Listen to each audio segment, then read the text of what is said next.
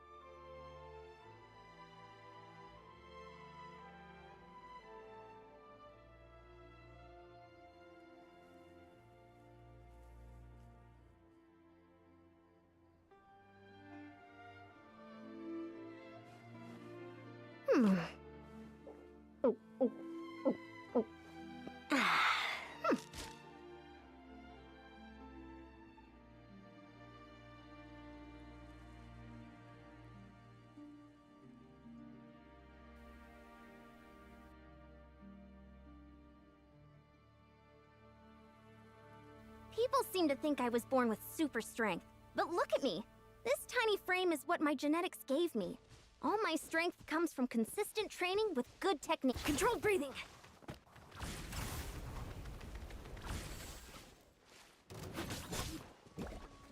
Defensive mode engaged.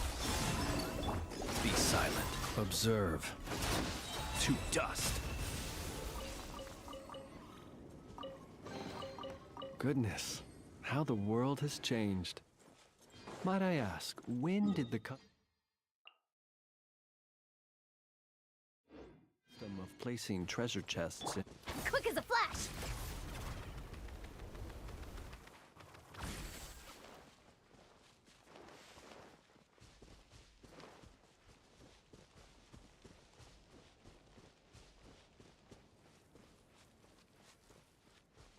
Controlled breathing!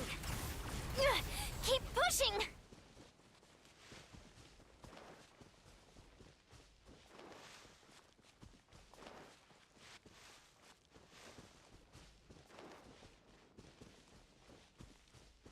Quick as a flash!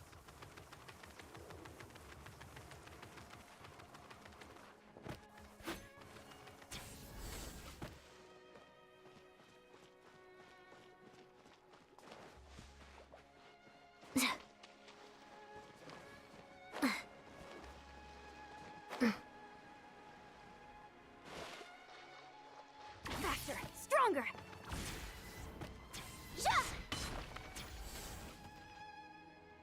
So, are these the ruins the They seemed... Let's go in and Just be careful.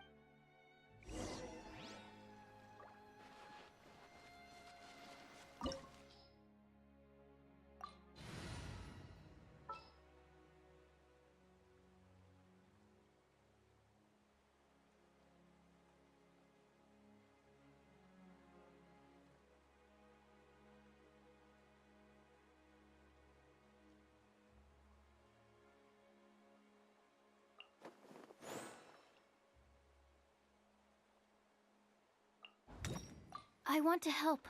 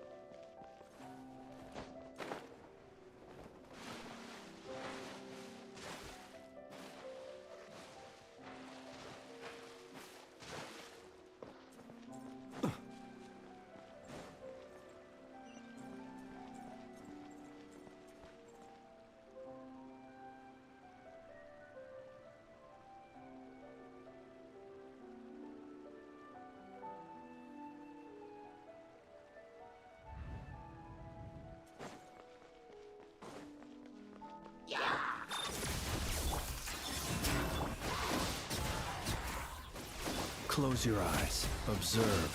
Night falls.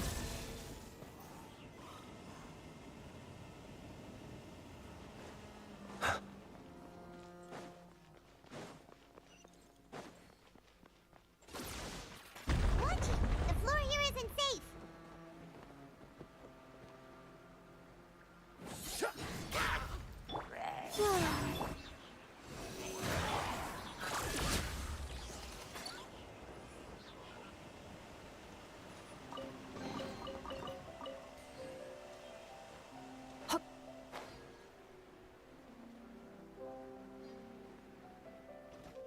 Accelerating.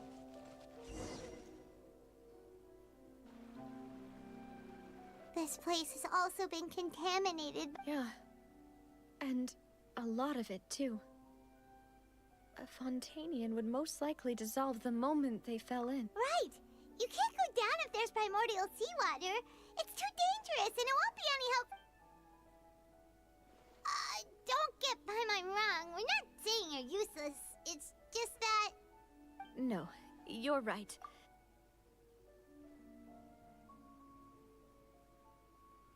That complicates things. Maybe the only way left is forward. In that case, do you want to wait for us here? The water levels here are unstable, and there's a chance the water will rise. So, staying here wouldn't be safe either. I'll go together with you. Perhaps we'll find the exit just up ahead.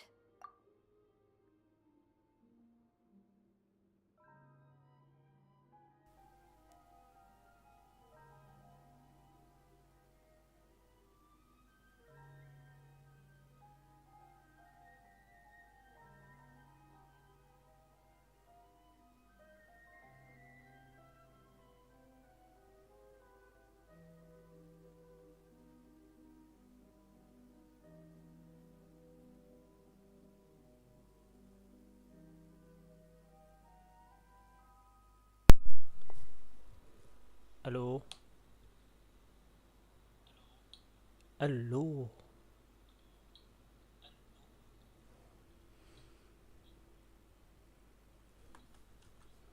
سأذهب معك، ربما نجد مخرجا أمامنا مباشرة.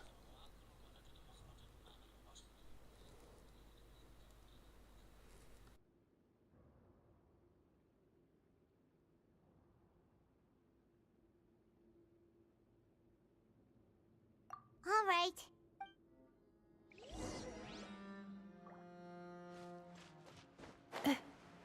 Oh no, it's a dead end! Let's try climbing over from the side.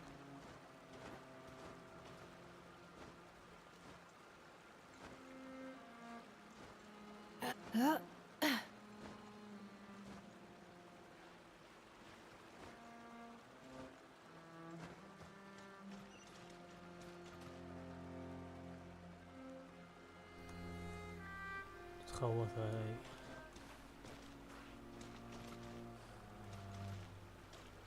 من هون. طب قولي لك شو دخل Accelerating. ضوء لمع وسط المدينة. نجوم نجوم.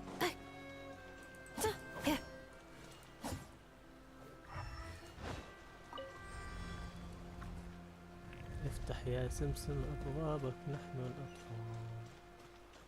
بس عليها. Accelerating.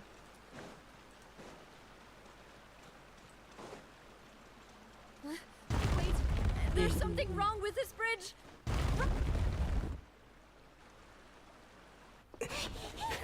اركض يا نيفيا. اركضي يا نيفيا اركضي. ايدك هات ايدك. نوفيا. تعالي لا.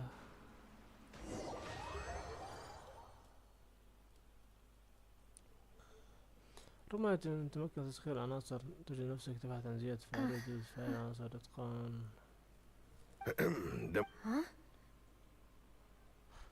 Demoiselle, what are ذكريات you يا الله doing والله here حزين by في yourself? Would you be standing here till dark if... Maybe she just wants some time to herself, Maloose.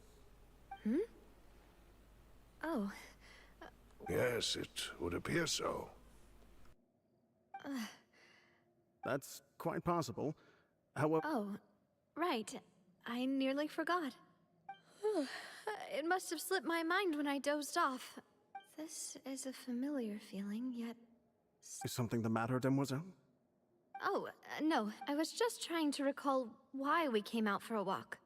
Do you remember Mr. Giverny?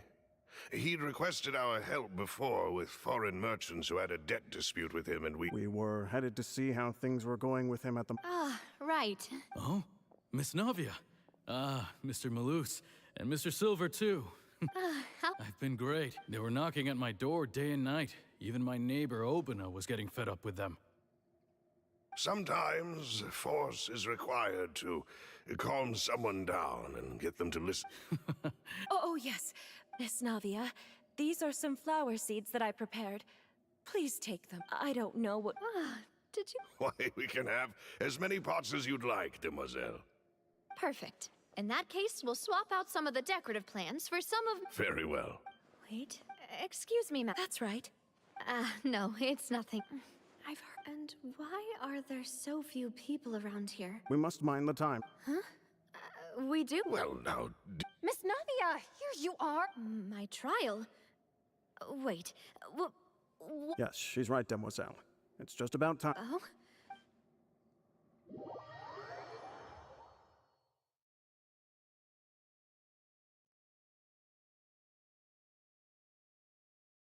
Look, it's Navia! And her two attendants are with her. Goodness, everyone's finally here. There sure are a lot of people here to see the trial. And they all seem to be oddly... excited about something. Karina, Desiree, Joyville, Jolien, Essen. Where's... And as for the judge... huh? Where's Monsieur Neuvillette? please sit in the defendant's seat. Don't worry, Silver and I shall accompany you. All right. But... Typically, it wouldn't be allowed, but today is an exception. Hey, what kind of place do they think this is? Come on, do they have any idea what they're doing? Seriously. Enough with the whispering! Could someone please tell me where Monsieur Neuvillette is? And why I'm standing trial?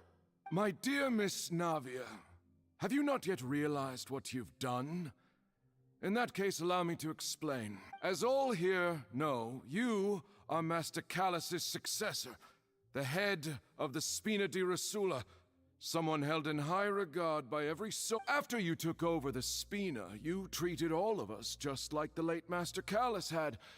If anyone in need reached out to you for help, not only you, but your butler, your subordinates, nearly everyone in the Spina di Rasula fought for the well-being of those in Poisson. Wait a moment. Aren't you just proving that I'm a good person? Yes, correct. Absolutely right. And that is why you stand accused. You have helped so many people get through so many We are one big family, all of us who are from Poisson, inextricably linked. And with you being so important, we couldn't... Therefore, this fair and honorable court shall declare you guilty. Huh? What are you saying? Everything you have said is correct. I have indeed done a lot for my hometown, and I would be willing to be with you all, but what is the purpose? Ah, well, if that's what you think, then I have no further comments. How wonderful, Miss Navia! I know all these people. Why are they laughing? Wait just a moment. This isn't right! Maloose? What was that, Mr. Maloose? Our conclusion is very clear and unanimous. Let the court judge her now. She's guilty! Stay here, Navia! You're one of us! Demoiselle, don't admit guilt. This trial means to keep you here forever. I wish to exercise my right to defend Our Lady. Mr. Joinville, you only know of Navia's goodness, but nothing of her utterly independent mind. She was born a free and independent spirit. She has never been tied. Her actions cannot serve as proof that she identifies herself as part of any group. She merely acted as an individual. Please do not mistake her actions. Really? As an individual, you say? Don't forget, we are all Fontanians here. Even if Miss Navia only voluntarily rendered her assistance, that doesn't change the fact that her beautiful soul must return to Everything is measured here in the nation of Hydro. And in the end, everyone shall meld together. Now I speak for everyone. Our opinion is consistent. Navia should stay. And you would call this justice? Preposterous. You are merely jealous that Demoiselle still has a chance to... Have you forgotten how much you all once longed to become individuals? Do you mean to defy our justice? If your justice is flawed, then why should... As you said, we can also have our own justice. Silver and I shall defend Demoiselle, and that is how we will enforce justice. My head... Demoiselle! Silver, it hurts. My head is spinning. I remember now. Everything that seemed odd from the very beginning. Karina, Desiree, Joyville, Jolien, Essen, and Mr. Giverny and Mrs. Burnett, who we met earlier. Even Malus and Silver. I don't want to admit it, but they're all dead. Don't be afraid, and don't admit guilt. We will protect you. Absurd! Who are you to say that she cannot be judged? We are the majority, and in the nation of Don't let them escape! We shall keep Navia here with us! Mr. Malus and Mr. Silver, must you be so stubborn? How could the two of you possibly hope to stand against the collective? Do not resist. This judgment is fair and just. Navia belongs to... After all that happened, she should not be left alone in Poisson. What are you saying? No more excuses! He says we're jealous. Jealous? How could she possibly be an independent individual? What's with these people? Who's jealous of her? She belongs to us! Miss Navia, she... Silence! That's...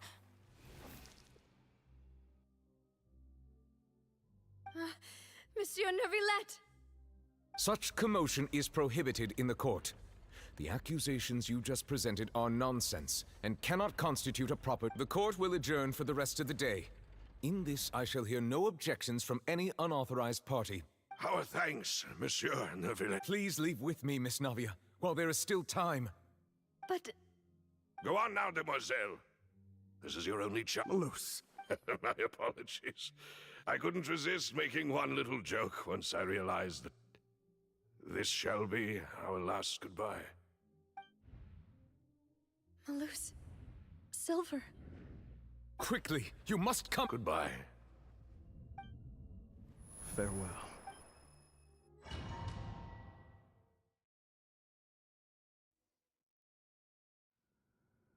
No, wait! Just a second! Navia? You're awake. Good. I must have been dreaming. Malus and Silver were still alive, and they were defending me at some insane trial. It looks like you're all right. Did all the sad feelings cause you to have a nightmare? The ruins you were exploring suffered a cave-in. When I arrived, I found you falling toward the water. You were just about to be dissolved within, but I...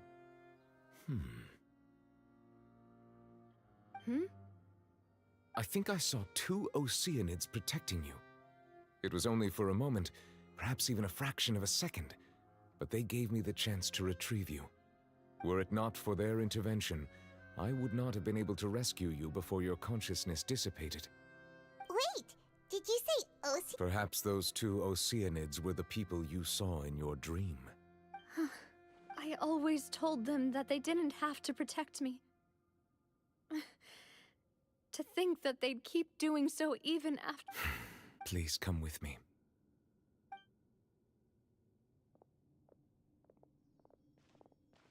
Neverlet, are you okay? Hmm? Oh, I am quite all right. Why do you look so stiff all of a sudden? Oh, Paimon knows. You're the type who feels awkward when there's nothing to talk about, right? I merely thought that we should give Navia some time to herself. Huh? I suppose so. Ah, Sigewinne. I hope all is well with her these days. Her work in the Fortress of Meropide has not been too much for her, has it? No way! Don't worry. She's doing fine down there. She's an amazing head nurse. I see. Well, that is good. I have always worried that Sigewinne... Oh, and the Duke also says hi. Even though Sigewinne made him do that. He hopes that you haven't been overwhelmed by all that's happened lately. Thank you. I have indeed been... He still doesn't... So, Neverlet, you're probably quite the swimmer, huh? Yes, of course. This isn't going anywhere. Let's try something else. Yes, in fact. I had arranged to meet you in Poisson, but when I arrived, I discovered that the Fatui were helping the residents evacuate. They had even transported a large quantity. Amid my astonishment, I ran into the nave.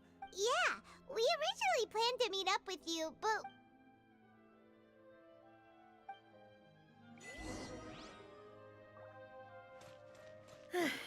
I'm sorry to have kept you all waiting like that. I'm feeling much better now. I guess we should get going again. Will you come with us, Monsieur Neuvillette? Yes, if you wouldn't mind my company. All right! Another one joins the party! Let's get going then!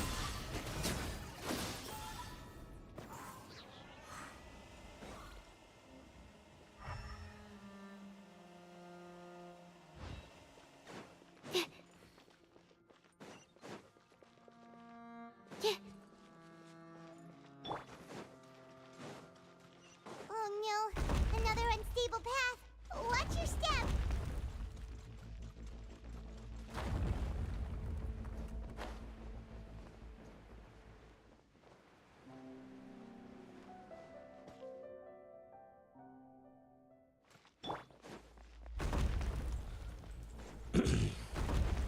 ضروري فيلنس لازم يتدخل يعني.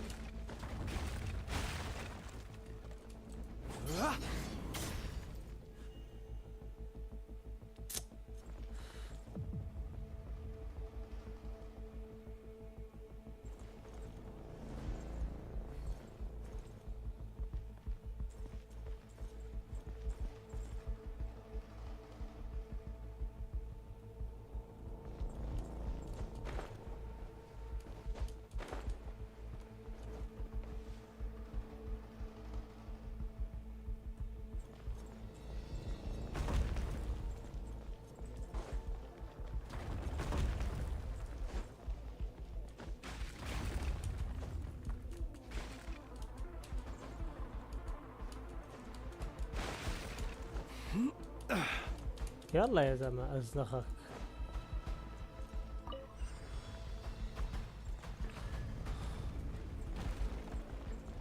Watch out! There are rocks falling over here! Animal test 6308.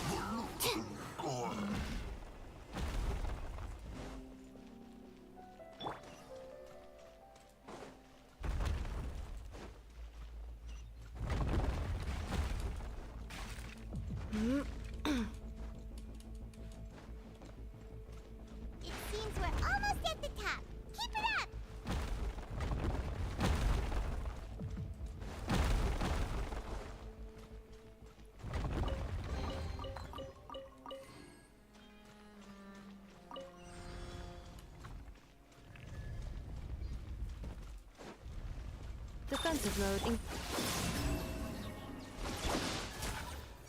Absorption test. Animo test 6308.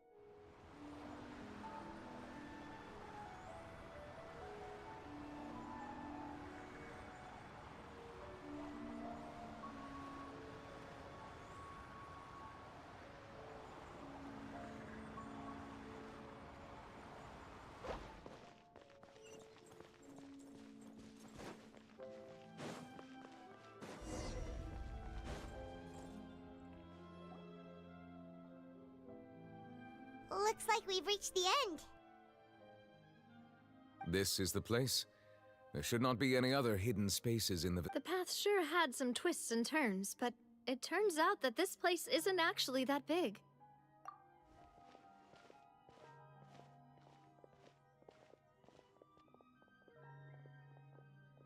Stone slates. It seems like they were put here as an offering. Perhaps we should just leave them be for... There are 4 locations in total, but only 3 stone slates.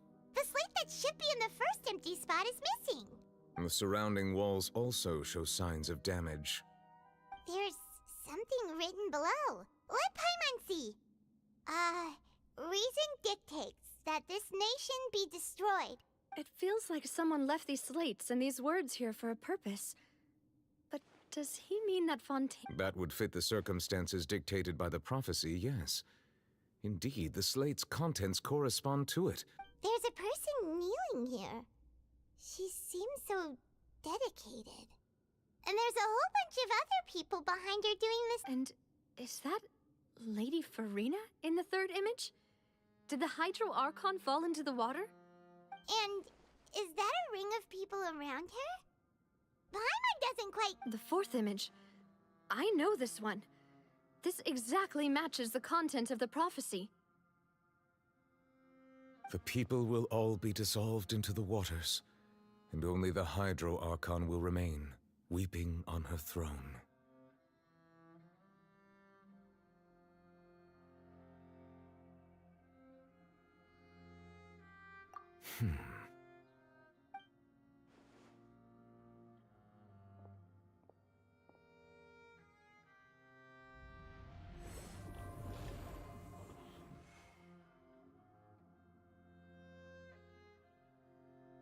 More information should be hidden in these slates, but I fear I cannot easily uncover it, most likely due to us missing the first slate. Don't blame yourself, Monsieur Neuvillette. Deciphering ancient stone slates... Ooh, Paimon's getting the chills just looking at these slates. This says that it's the history of the future, right? I really hope it doesn't mean that. Still, Paimon feels like these...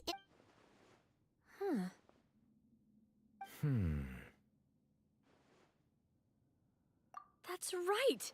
If the images are in chronological order, shouldn't the 4th, the waters drowning Fontaine, come before the 3rd, where the Hydro Archon herself falls into the water? And yet the order is reversed here.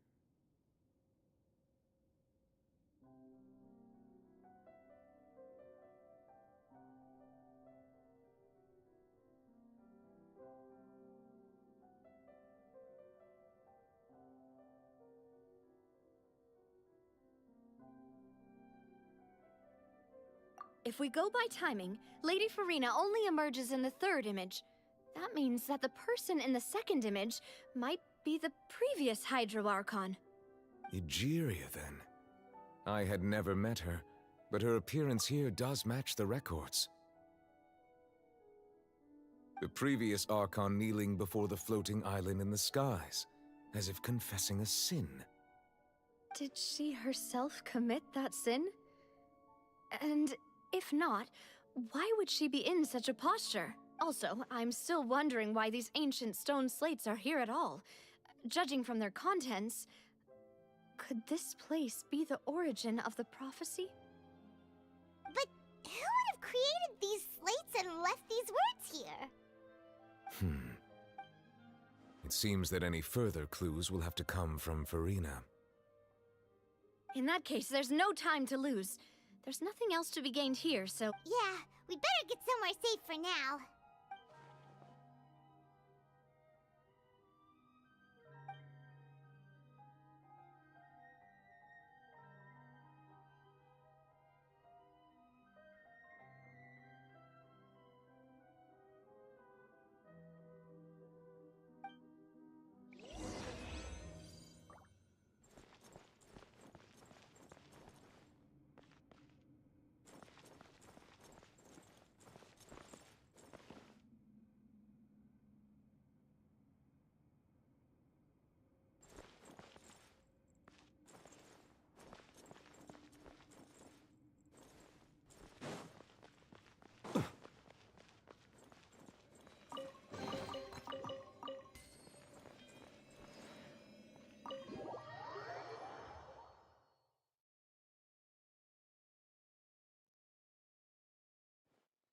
Let's split up here.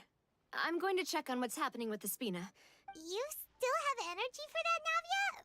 Paimon's already beat. Just head back to the Fleuve Cendre and have a rest then. Thanks for keeping me company all this time. I'll depart as well. Thanks for your hard work today. Traveler, I will go talk to Farina tomorrow morning to ask about the stone slates.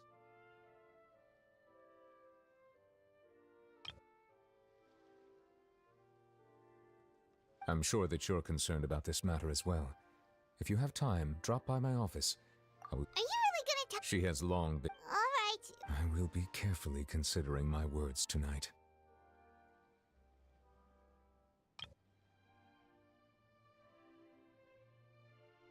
Traveler, Paimon, our safe house at... All right.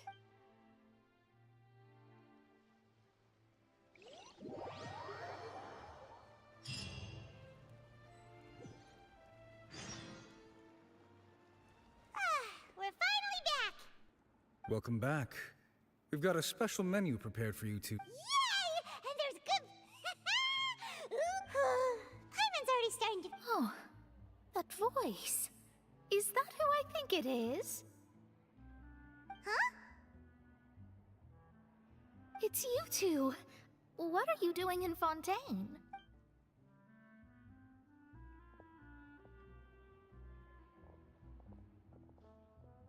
Mona?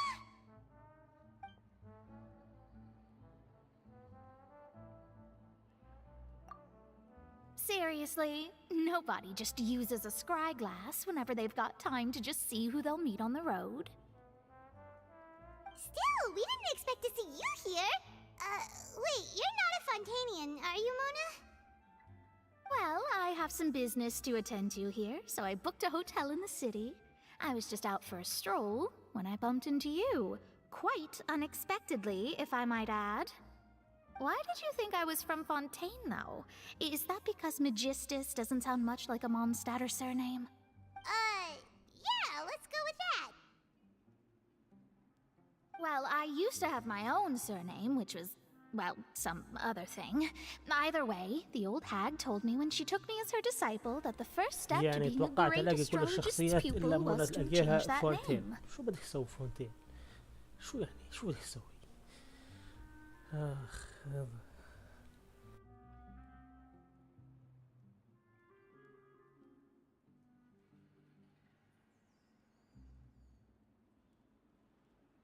There was nothing for it, really. She really is amazing at astrology, so I changed my name to what it is now according to her wishes. To my surprise, however, Magistus is not the... It isn't? Nope. Although it is used by us in place of surnames, it generally just means great. Wow! Imagine including a boast in your name. Wait, are you gonna have to put that into your genealogy as well?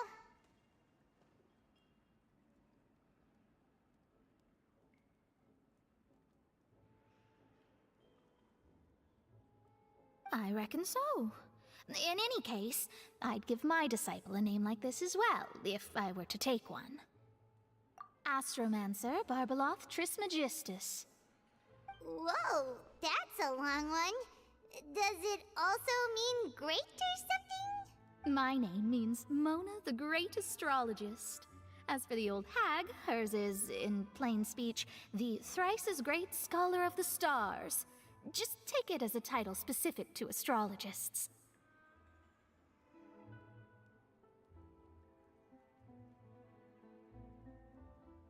Thrice as great? That's so... I know, right? That's just how she is. She used to call herself Megistus, actually, but when she took me in, she changed her name to Trismegistus. Talk about excessive.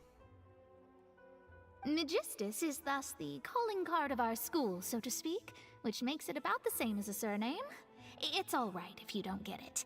You can look into it further should you need to study astrology more deeply.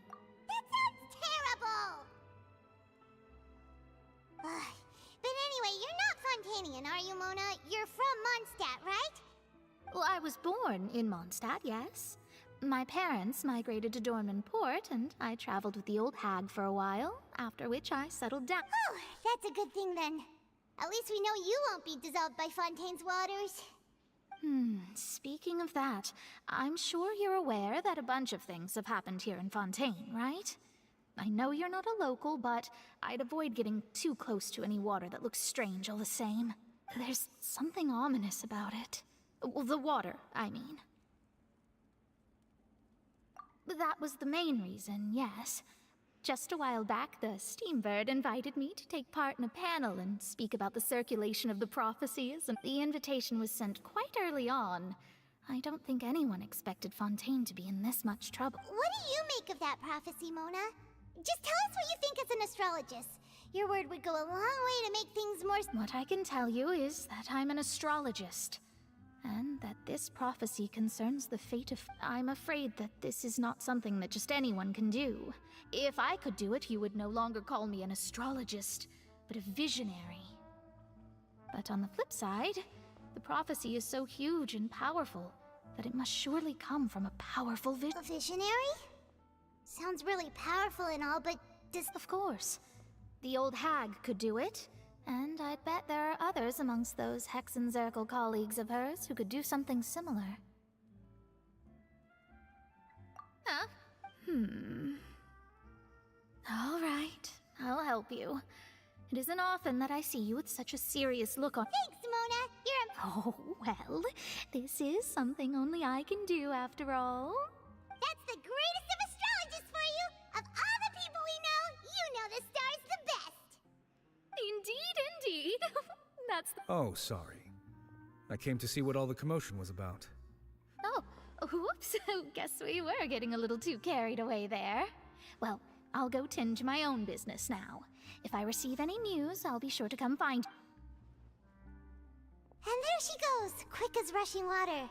And here we are with the Spina guy giving us suspicious looks. Right, but we were able to recruit Mona's help, didn't we? Our Fontanian friends will يفقد ما بتسولف مونا. Good morning. To be honest, I'm still feeling kind of sleepy. But it's time to get up, traveler.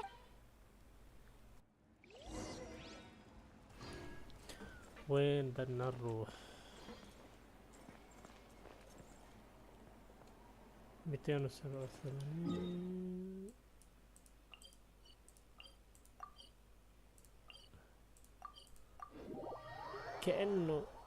كأنه رايحين على نوفيلت.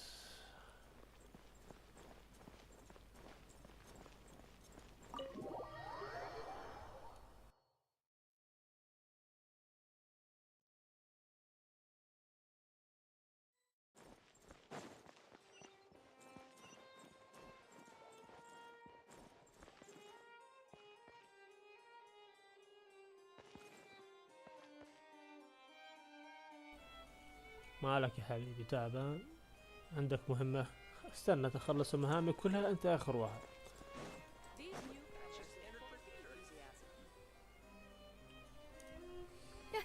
You're here! Finally! Is Monsieur Durvelet and Lady Farina, they seem to have gotten into a dispute. Please.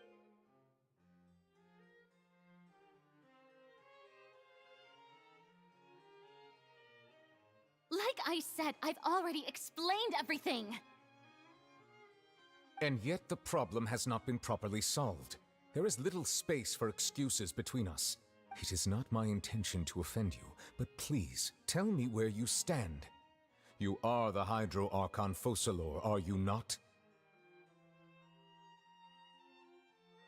Look at this. This is a list of the victims from the recent Poisson incident.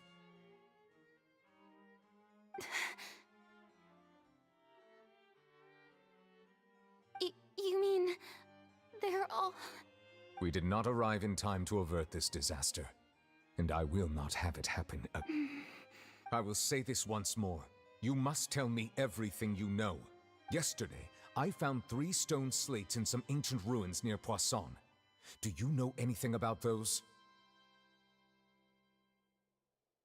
Seriously? You're questioning me like this is a court case now. I don't know anything about that. But you found them in some ancient ruins, you say? That's correct, which is why I came to ask you some questions. There should have been 4 slates, but one of them was missing. The other 3 feature different images that seem to correlate to the prophecy. The second of these slates depicts the previous Hydro Archon Egeria kneeling before a floating island in the sky, as if confessing something. Do you know nothing of this either? I don't. I've never seen such slates. I'll ask you again. Do you really have no information regarding the previous Archon? بضغط عليها قاعد. أنا بسألك مرة أخيرة، إلك دخل بظل حجار. الله ما لي دخل. My deciphering of the slates indicates that the Hydro Archon Egeria once had to confess to, or apologize for, a certain sin. If anyone would know about it, it should be you. All gods don't have the same secrets, you know. She was herself and I'm me. Is it really so strange that I know nothing? I understand your concerns, but I'm sorry. I just don't have anything to tell you. Forgive me for saying this now, Lady Farina, but I have long known of your various secret investigations into certain matters. There are several indications that you have been investigating the prophecy on the sly. This is not strange in itself, considering that you are the Hydro Archon. But it is strange that you should also claim to not know any of Egeria's secrets, as well as do nothing You have never been as superficial as you have presented yourself to be, nor are you a fool.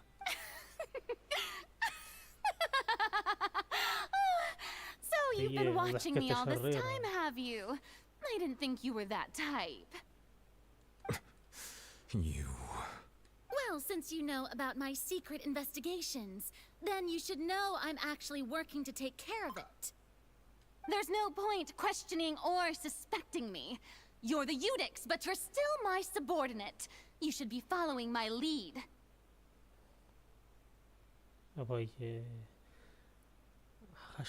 Just trust in me. You're Archon, and do as I say.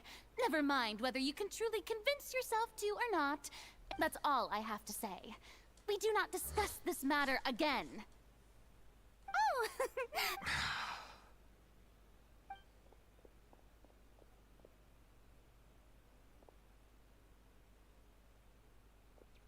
جوز لمح طرف عينه وهي بتعيط. Did Farina not notice us standing by the door?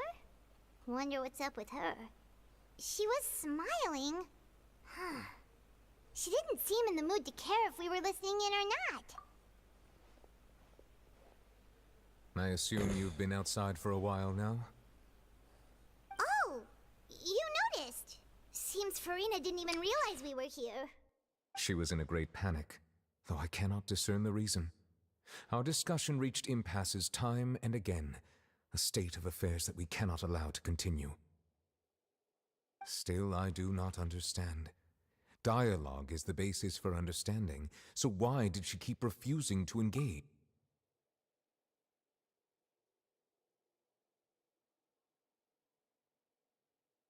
Everyone in her inner circle, we may have to create a situation in which she will have no choice but... Oh? Normally, people will only reveal the truth when standing trial. Perhaps we must have the Hydro Archon experience just such a scenario. But Farina's seen so many trials, and she's really good at dodging questions. How do we make sure that she won't just slip away at the first chance she gets? We will need to consider this thoroughly, join forces with various parties, and then do what we can. If at all possible, I would prefer to recuse myself from this affair, but this may be cruel to her. But all Fontaine is in crisis. The information a god possesses is too precious, and so we must... But who will lend us their aid to do such a thing?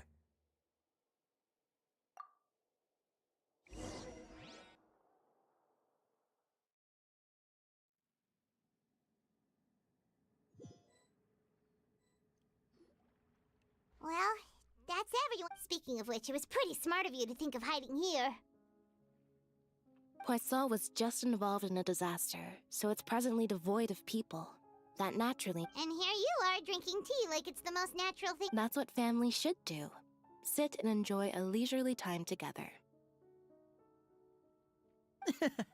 It's nice to enjoy tea here, you know? Care for a cup? Lend me your ears, everyone.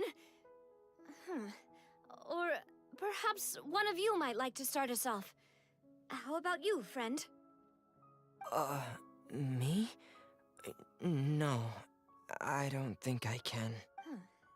Then, how about you, good sir? I fear that I will cause the mood on this boat to become as somber as it is in court. Well then, I guess we're lucky we've got a local like me to organize things. That was a little long-winded, don't you think? Oh, you might be right. Anyway, to cut to the chase, our friend here, the Traveler, has brought us together to discuss some... As for what that is, well, let's start by saying that we'll be pooling our efforts together to create a series of traps. Oh, how intriguing. Well, it's just an expression, really. One that I just learned from Chlorand. And you... Huh? Didn't you say that you would be facilitating this? Oh, come now. Your work doesn't involve much public speaking, right? This is a good chance to practice. You might even pick up some fancy oratory tricks to impress... I see. And what does my boss say? He is glad that you consider him your boss. Do go on.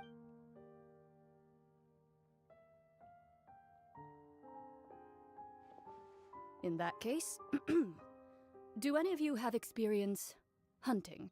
Not that I recall. Fremine and I once used a wooden stick in a basket to catch wild rabbits when we were younger. As for Lynette, oh, right. You were sick that day, weren't you? I've also gone diving to catch some fish before. Does that count? I'm afraid not. You may or may not have heard, but Fontaine once played host to a group known as, though that was their name. Today, Fontaine's monster population has already thinned greatly, so the hunters have blended back into society, taking up arms in other lines of work. They even left a unique methodology of hunting in their wake. A trap comprises of the following... So... For me, our line of work requires a deft hand, and we're some of the best in the industry, so you can count on our techniques. You used some of those techniques while moving the people of Poisson, didn't you? My subordinates mentioned that you even performed some magic for the bawling children.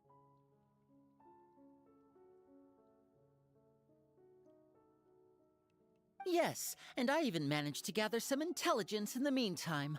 I'm quite the multitasker if I do say so myself. I'm afraid I can't claim that as my strong suit. I prefer more stable methods, like placing bait in the water and waiting for the fish to come within reach. That's the kind of method I would count on. Calm and steady. Exactly the kind of person who would catch loads of fish. And I can be their assistant. With discretion, I'm sure. I'd probably use some sort of mechanical animal. Papa once bought me some small clockwork squirrels, mice, and such. When placed in the forest, they can attract others of their kind. I remember that you liked those too, didn't you? I did. And that would be a good way to go about it. If they're realistic enough, animals of the same kind will follow them all. What about you, Monsieur Neuvillette? I fear I do not have any related experience. That makes sense. You usually solve problems directly, without the use of any such tricks. But I do have one more question for you, Monsieur. If we were to create a trap now, how would you design it? I would like for it to be effective, but bring no harm to the prey. A more gentle trap would be ideal. Kind, as always. However, our intention doesn't necessarily change the containment device and the type of implement we need. If we wanted to kill the prey in one strike, we would need a powerful implement. However, that also goes for prey that must be captured and safely contained. Wait, why's that? Only a hunter who's a true expert at subduing their prey can snare it without harming it. The line that divides life and death is often So, are we going hunting together?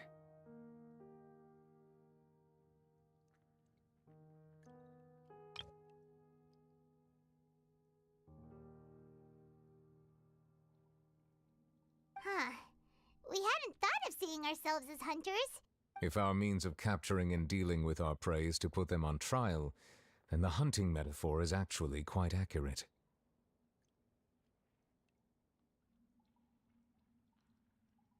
But we shall require much more courage than any hunter to judge a god, a being whose seat is an exalted throne.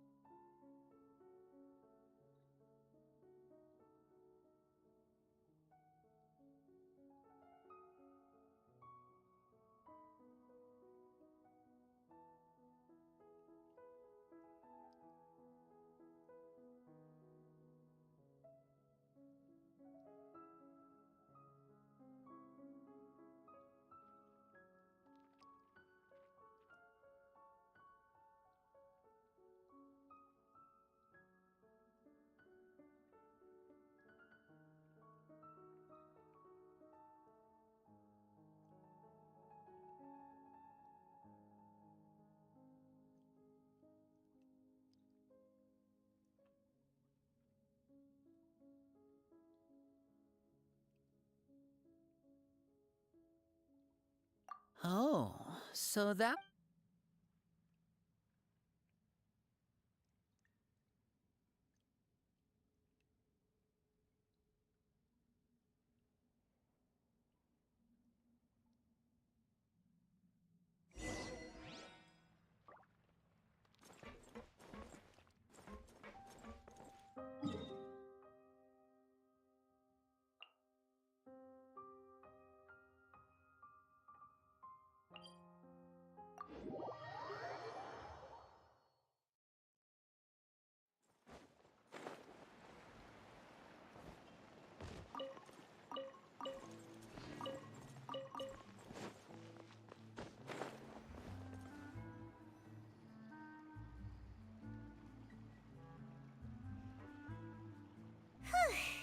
It's been a tough few days, hasn't it?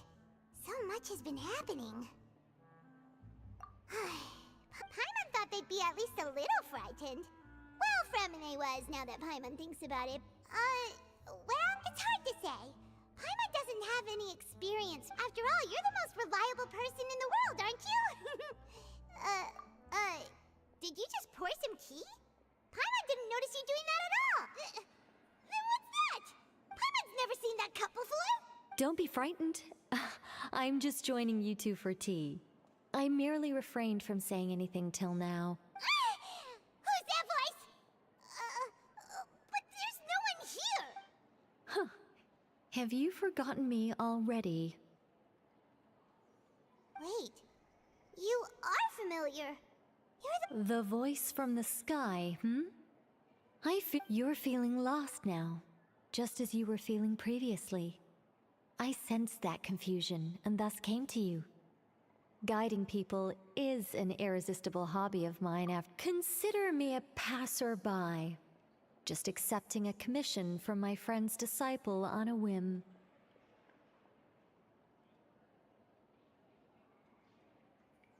The prophecy.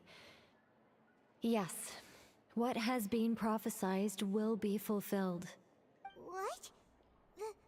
I believe you have witnessed a failed attempt with your own eyes. Can everything in Teyvat so easily be changed? Ah, so you've caught on. Just as prophecies are usually only the future as seen from the perspectives of the gods, could things be happening in hidden corners? Are the things that you shall see different from the fate that the gods perceive? What is she talking about? It all sounds really impressive and important and stuff. I believe that you understand, right? Some things are insignificant. Ultimately, fate shall serve as your only guide, no matter what will happen in Teyvat's future. This was good tea, by the way. Thank you for your hospitality. The voice. It's gone.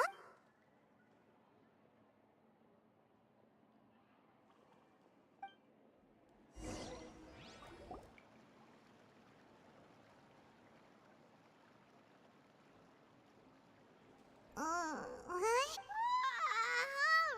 Hey, it's you who's... Well, I see I've walked in on some lively banter. Mona! Fine, just fine. I went to take part in that Steambird panel.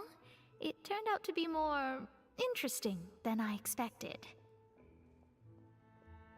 Not all Fontanians are pessimistic about this.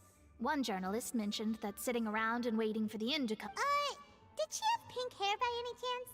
Why, yes. It was Charlotte. I assume you've heard of her, no? That daredevil journalist? I'm in full support of her view. Prophecies are very important, but how can people allow their lives? That's right! Ah, yes. About what we had discussed before. I did try, but I'm afraid I couldn't reach the old hag. Huh? Goodness gracious. Are you serious? She said that even the god's gaze has blind spots. Pretty bold if you ask Paimon. Most people would believe the gods to be all-knowing, right? The Hexen Circle members are certainly anything but ordinary. As for the mage named N, the old hag has mentioned her a few times. She said that N's sense of direction is incredible, but I've never met her. And if she were still alive, she'd be... well, suffice it to say that the hag's at least a few hundred... Whoa. The Hexen Circle sounds like a scary group. Their abilities alone are pretty terrifying. If she came to see you personally, then the problem you're facing must truly be... Well, it's not like Paimon could understand anything she said. Yes, she was quite cryptic, but I suspect she means that there is still a way to turn things around. She didn't say when or what that would be, though, so perhaps it is something that you cannot know right now.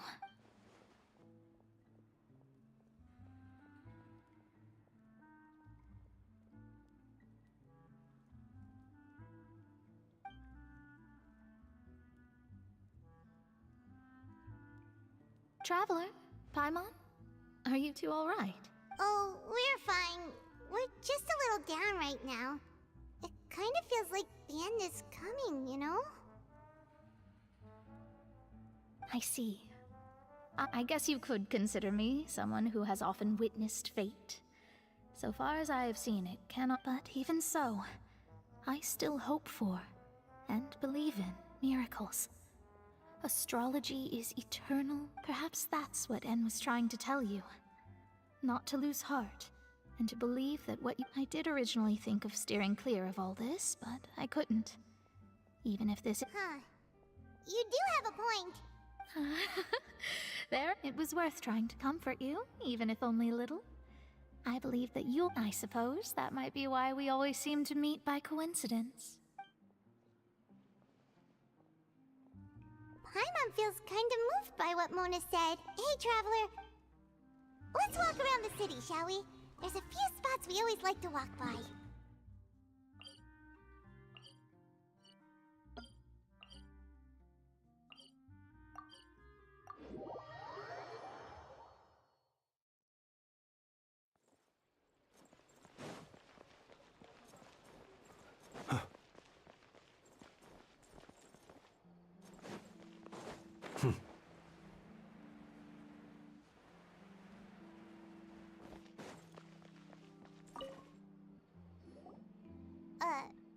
Huh? Our names are written in this newspaper. What's going on? Let Paimon see! The underwater stronghold, the Fortress of Meripede, has continued in its noble autonomy. But that does not mean my recent attempts. Thus, did an Outlander friend become the focus of this report? A blonde adventurer with their white fairy legends trailing in their wake.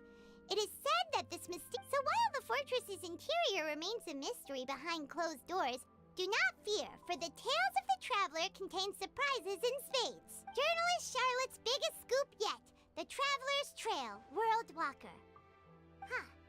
Charlotte took so many awesome photos. She hasn't been able to get a hold of anything at the fortress, so said, seriously? Well, fine.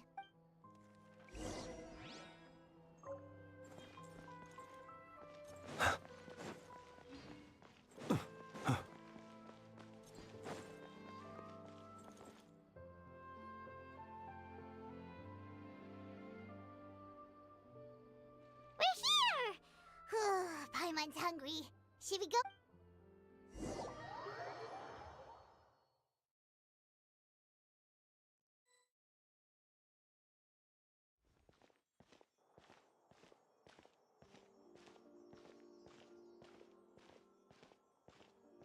Hey, quick!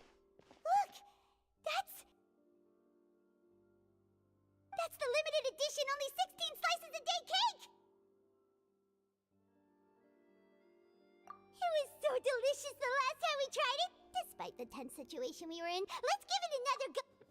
One slice of cake, please. Someone showed up after all! Oh, wait, you're the one from the Palais Mermonia. Oh, are you here to buy cake too? It seems Monsieur Neuvillette was right. You really can eat. Wait, did he really say something like that? That's right. Even he has his own preferences when it comes to food. As for me, I love the cake and coffee here. Do you come here often? Usually every day. Every day? It's part of my daily schedule, apart from work. I shall have my cake and coffee. Then what if someone told you one day that this... But why would it... Well, Paimon doesn't know either, but... Maybe the waters will rise tomorrow. Oh, the prophecy. To be honest, I haven't paid much attention to that. No, still, even if there'd be no more cake tomorrow, that wouldn't keep me from having some... No, it's the same for... Huh. Don't be sad. Excuse me, could I have 2 more slices of cake to go? These 2 slices are for you. Sijuin said that this kind of expression you're making is what humans call being sad. Oh, you know Sijuin? I sure do. She was born before me, and she sometimes comes to the surface to teach us things about humans. She said that humans are creatures that are saddened easily, yes, and you can only lift their spirits by feeding them delicious food. So please try the cakes. I've got something else to do, so I'll be...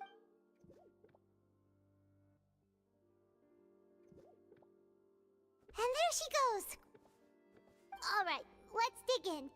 Paimon's sure this cake will be delicious. It's more delicious than lemon. Sure would be nice if we could always eat delicious.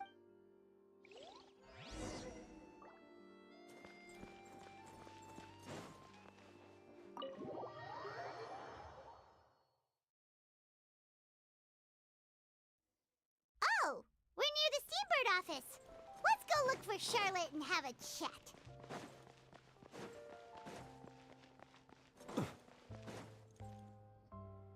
Wow! If it isn't the Traveler and Paimon! Ha!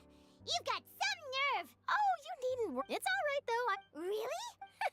You're almost a little too easy to win over, Paimon. If I were a journalist with ulterior motives... Oh, Paimon... Still, what brings you... A friend of ours met... Ah, so you... So she mentioned me? What did she say? She said that you're a real daredevil of a journalist. Nice. Huh? Oh, of course it doesn't. That was... Yeah. Are we... Why not? Oh, in that case, we'll... Oh, so that's a yes? Ooh, splendid! I'll tell the editor-in-chief immediately. I'll have to... Whew, so much to get done now. Talk to you later. Wait, Charlotte. Paimon's still got a question for you.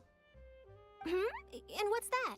If, just for example, Fontaine were to be flooded tomorrow, what would you do today? Huh. That's the prophecy you're talking about, isn't it? I mean, I do hear about it often, but I've never once thought that the day could be tomorrow. If you're seriously asking, then I might try and think of a way to leave Fontaine. Oh, but I'm still a journalist first and foremost. That means I have a duty to be reporting from the scene. And secondly, I wouldn't forsake my homeland that easily. From what I've seen, most people don't know what they'd do should the worst come. So in all likelihood, I'd probably still be prepping at the office for that interview of ours. Just think about it. If this nation really were to be suddenly destroyed tomorrow, but I still successfully finish an exclusive interview with a truly unique person, and then do you know what I'd do? Well, I'd write that story, send it for printing, and use Messenger. I'm not a dreamer, but anyway. That's so nice. Anyway, let's go and take a look at the sea, shall we?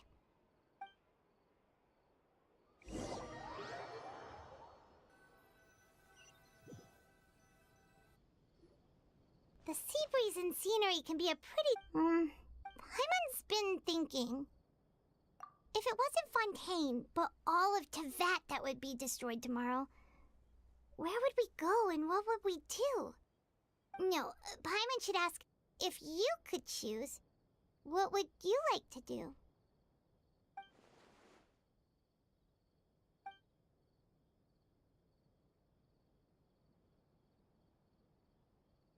We've always been moving to the next destination, so we haven't spent much time thinking about these kinds of things. We didn't have to either, with us always being on the road and whatnot. You mean, still traveling? Huh. Wait, isn't that what we've always been doing?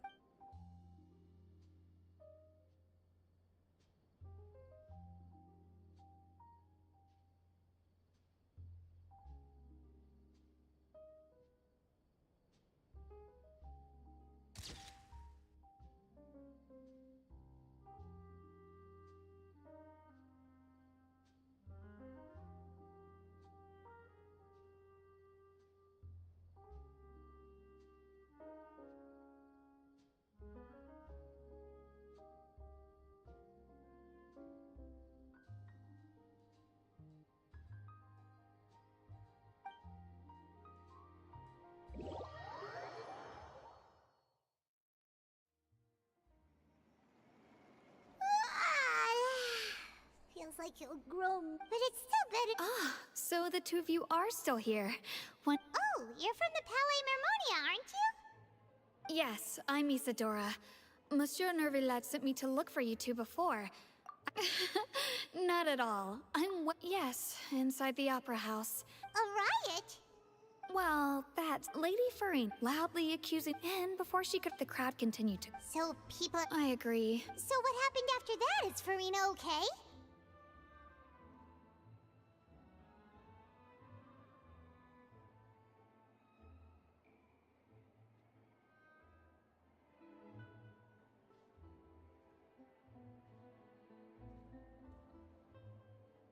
Seeing that the situation was spiraling out of control and that further argument was pointless, she claimed that the Marechaussee Phantom. So.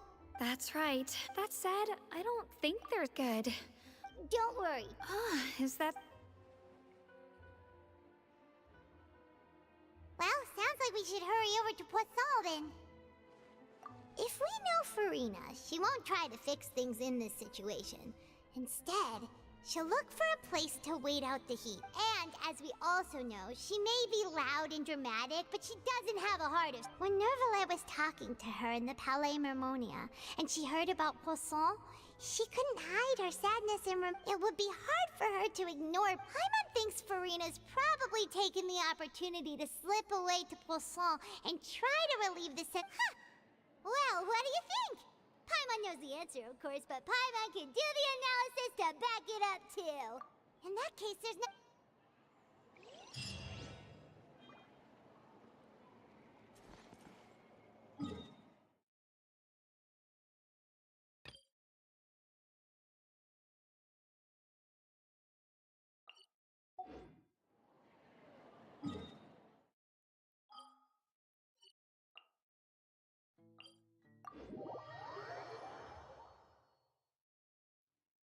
This place looks deserted. Guess all the survivors must have evacuated already. All that's left here are signs of death.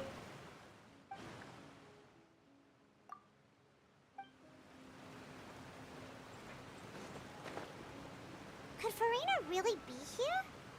Let's try to find her as soon as possible.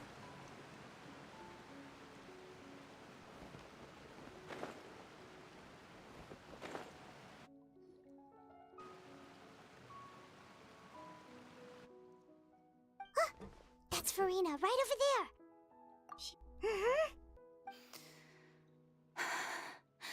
Should I just give up? This is all. What was meant to happen did happen after all. Everyone's dead. I'm sorry. I'm so sorry. Give up, Farina. There's no point in holding out. I'm sorry. But what can I even do other than to repeat meaningless apologies over and over? Who's that? Don't worry, Farina. It's just us. So it is you, blonde traveler from another land. Why, I almost thought you were someone from that mob of my ignorant subjects. Come to kneel and beg for my forgiveness. Farina, you were crying just now, weren't you? The tear stains on your face are obvious. What do you mean, tear stains? Oh, I remember. The show at the Opera House earlier this morning was so... Who did that uncivilized rabble think they were? Disturbing my enjoyment. They even dare to tout their archon. I must teach them a lesson. Oh, and I'm sure Nouvellette and those people from the Marechaussee Phantom are freaking out right next to them, too.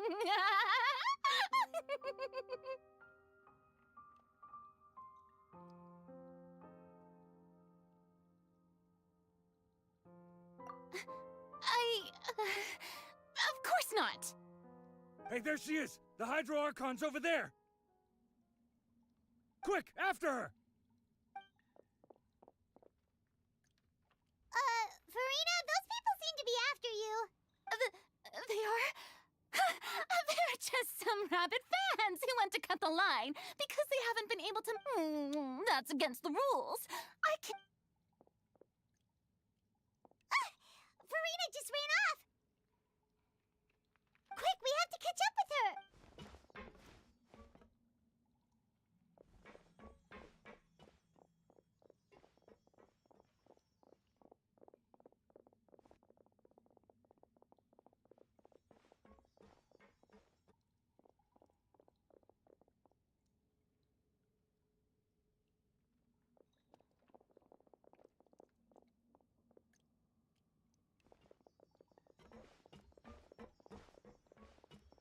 to be the place, right? Hey, Farina! There's a good hiding spot over here. Quick, come to Paimon before the rest of them catch up. What? What is this place? Hurry, they're almost here! Fine, fine. I suppose haste is warranted.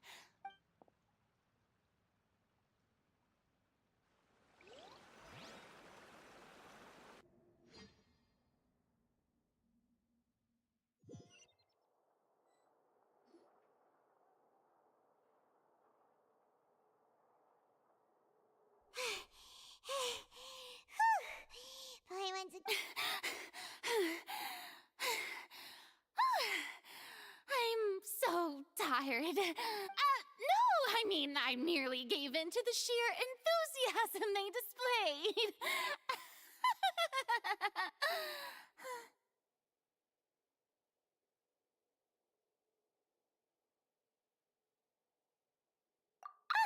Yep, that's a good girl.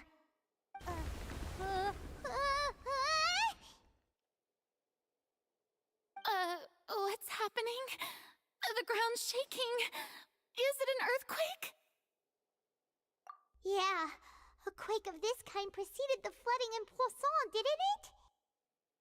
It can't be. It's happening again. Well, there's no need to worry too much about that. Neverlette's made some emergency plans, so the evacuation should go a lot smoother this time. Yeah, I hope you're right. But the people of Poisson, they've already...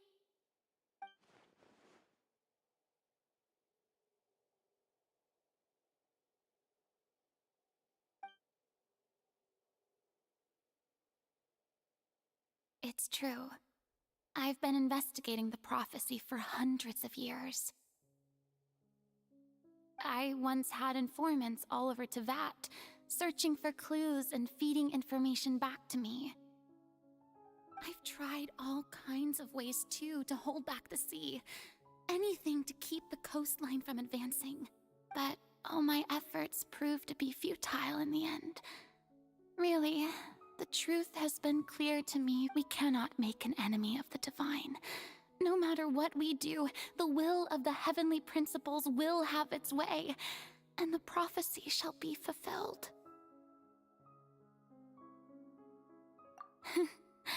Give up. I do love the sound of that phrase. It would mean finally coming to terms with fate. Indeed, I've thought about giving up. Fate is really unreasonable, isn't it? It has no heart and obeys no rules. The prophecy has only just started to... But just now, it all became clear to me. I still don't have the right to come to terms with fate on behalf of everyone else. As long as the final moment hasn't come, it's still not too late. Don't worry. I will keep hope alive for everyone until the... Well, that's enough for now. I got the impulse to play the stricken maiden, but honestly, considering my rank and station, that wasn't a good fit at all. Don't take any of what I just said seriously. How could I possibly let Fontaine fall to the whims of Come on! Paimon could have sworn you were actually being honest just now.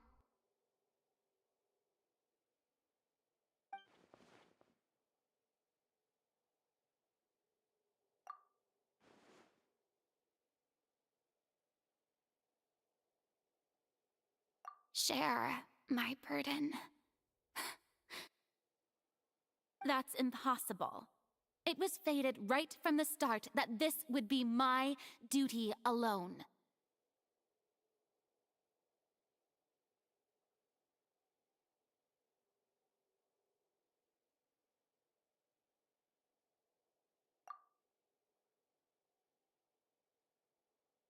A witness.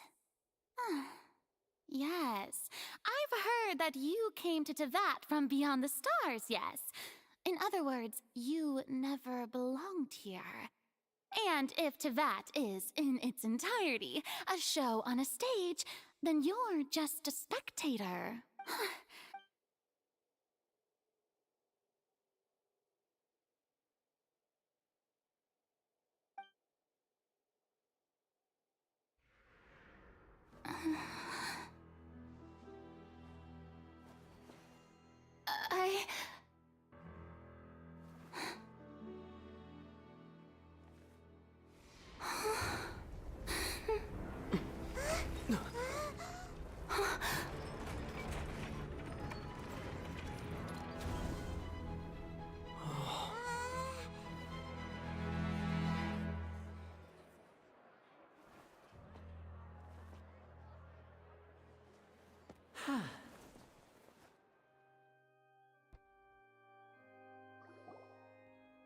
Ladies and gentlemen, this concludes my opening performance.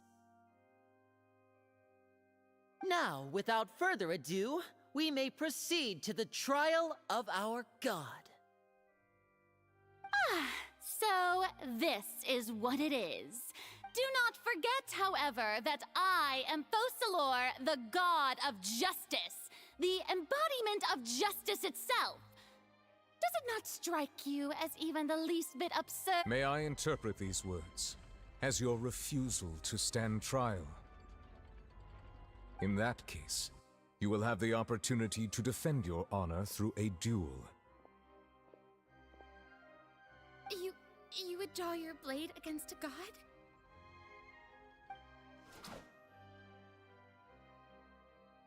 I see. It seems like you have made up your mind.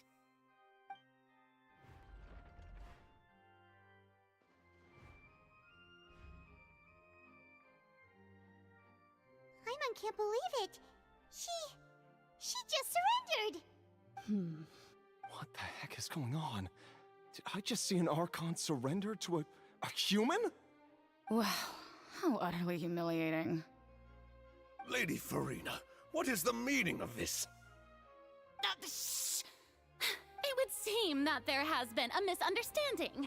To be clear, the raising of both hands is not always an indication of surrender. Looking for excuses again, huh? I raised my hands just now to indicate my acceptance of the trial. No duel shall be necessary. I will admit that I've been running away for a long time. I'm sorry, everyone. I was unable to protect the people of Poisson. You are not the only ones to be disappointed in me. I, too, am... But now, it is time for the Hydro Archon to show you her courage and resolve.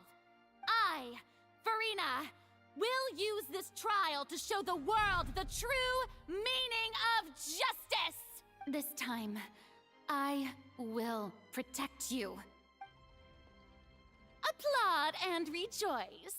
One of the most outrageous and fantastical arcs known to the opera epiclese is now unfolding before your eyes.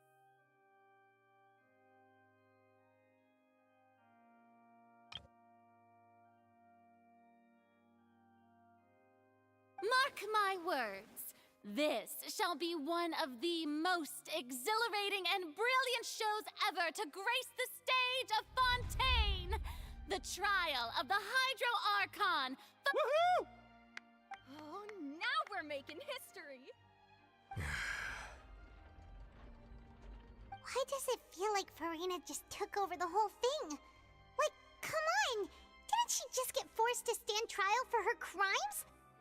Also, even though she's still acting super dramatic, she is taking this seriously this time, right? All right, then. Who will be my opponent in this trial? The court asks the prosecutor to please take the stand. Is that so? Very well. Then please speak, witness of Tivat, my accuser and fated opponent.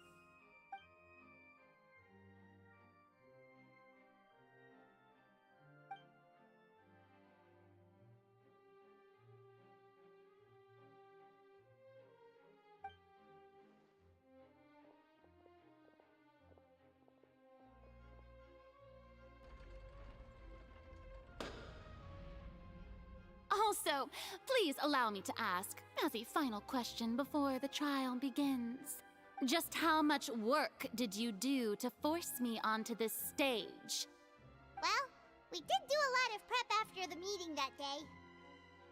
I can go over the tasks assigned to the Spina di Rosula, since they were rather straightforward and easy. Navia, the president of the Spina di Rosula. Most of the people who participated in the disturbance this morning were my subordinates.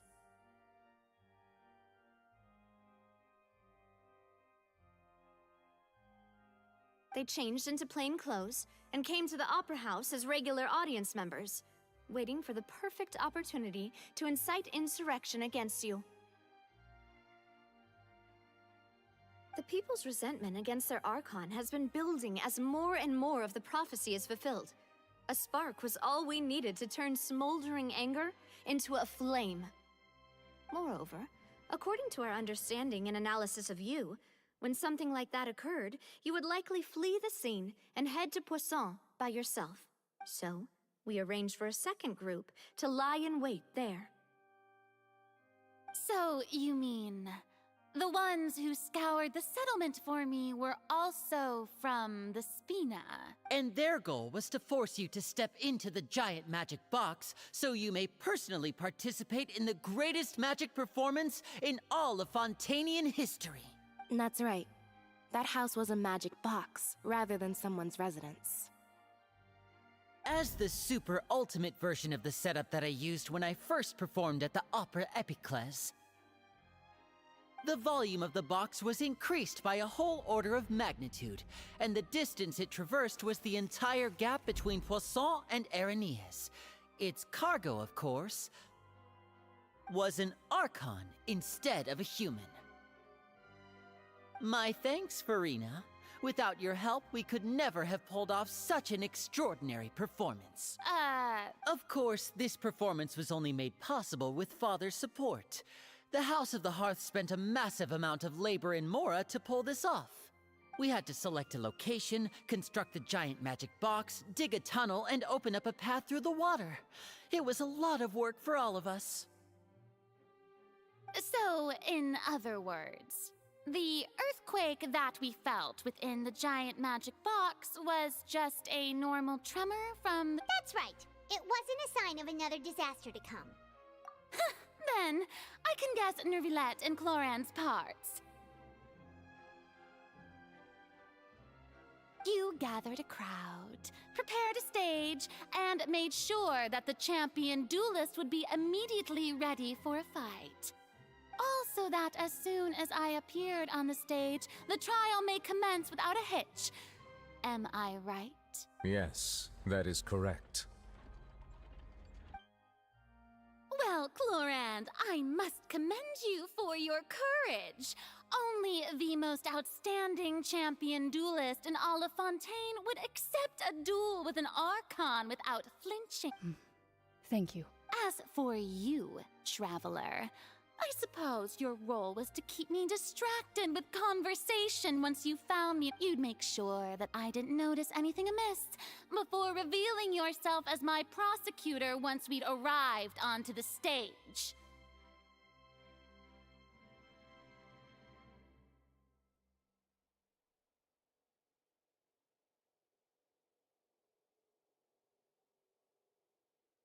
Oh?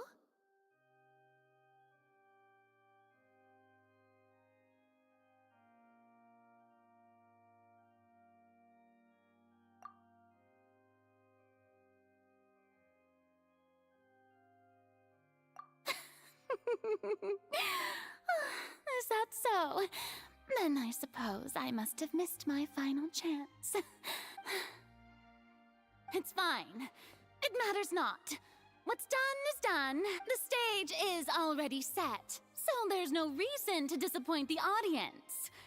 Let's see this trial through to the...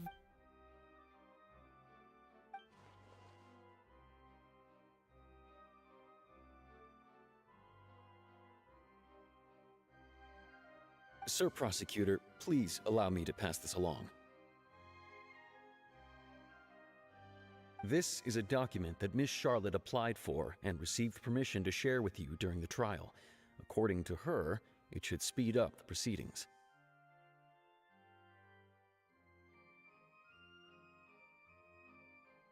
Huh? Charlotte wanted to give us something? Oh, so she's here too! Hey, Charlotte! Oh, let Paimon see. Isn't this the exclusive interview that she did with us before? So in other words, we can refer to this anthology of evidence every time we want to use something from our journey as evidence for an argument. Let's quickly confirm the information in it. Just think of it as a refresher, alright? You defeated the Hydro Archon in the very first duel you took part in at the Opera House. That's one for the history books, all right. I didn't... The words of someone as extraordinary as a witch can... I nearly lost my awesome friend Navia. According to Monsieur Neuvillette, both the fortress of Meripede was almost destroyed. This is the first time Monsieur Neuvillette had a difference of opinion with the Oratrice. Even a Fatui Harbinger. A Fatui Harbinger.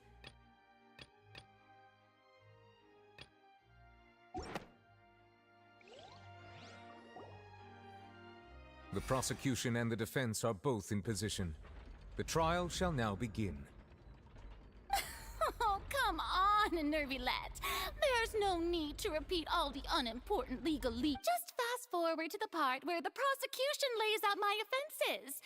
As the defendant and the lead actress of this performance, I still haven't even been informed of my supposed guilt. Of course, it is only natural for humans to struggle to understand the actions of a god. That's true, but my charge here is unrelated to your conduct as an Archon. Instead, I would like to charge you as a fraud who's never been the Archon in the first place. Wait, what was that? Lady Farina's a fraud? Hey, I came here thinking that we were going to try the... Charge accepted.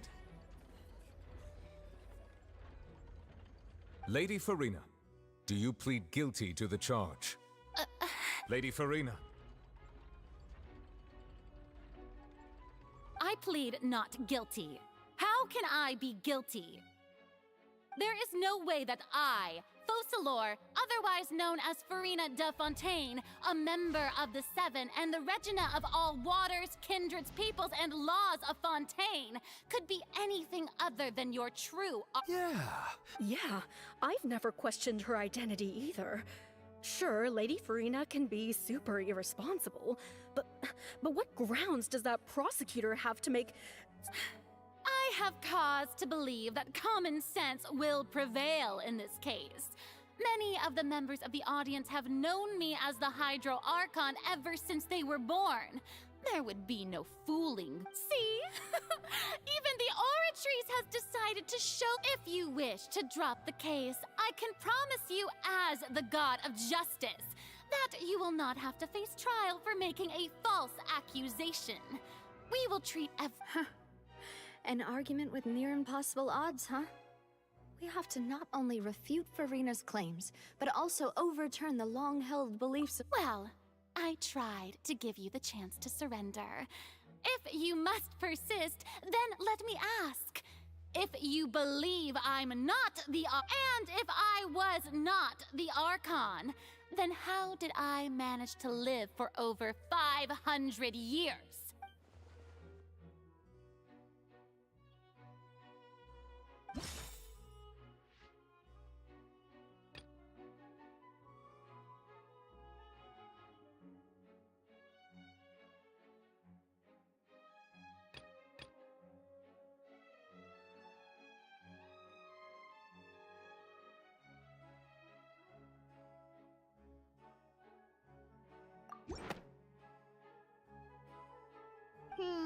That doesn't sound right. Paimon doesn't think this clue can be used as compelling evidence to build our case.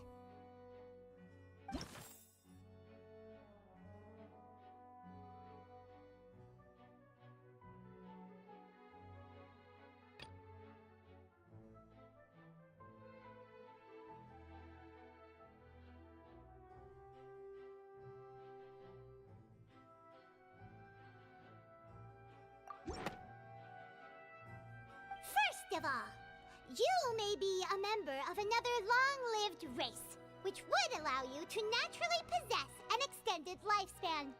And second of all, even if that wasn't the case, there could be other ways to extend your life. Who gave you that idea? Was it the knave? You'd sink so low as to use a harbinger's words against me. A curse? I once thought it possible that the aura of an Archon might naturally resemble a type of curse. But in light of this claim, perhaps what I sensed was not your divinity, but a curse after all. Neverlet sensed it too, huh?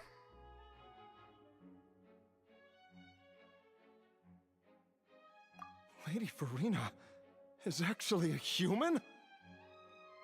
Well, it is true that it's extremely difficult to tell humans and gods apart just by looking at them. It's not impossible.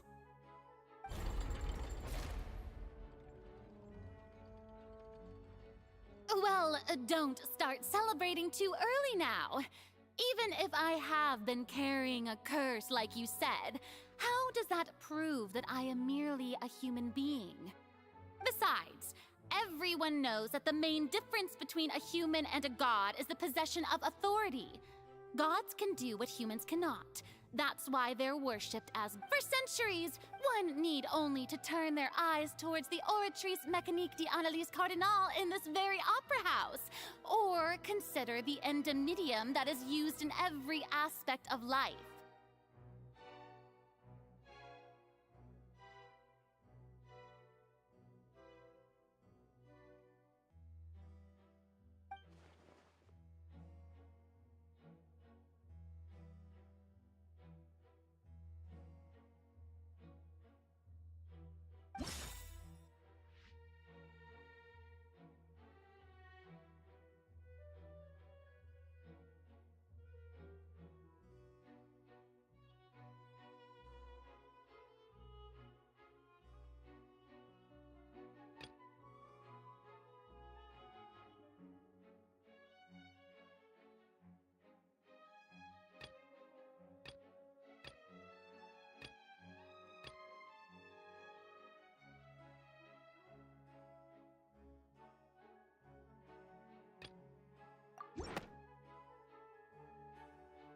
You tried to reference the Oratrice.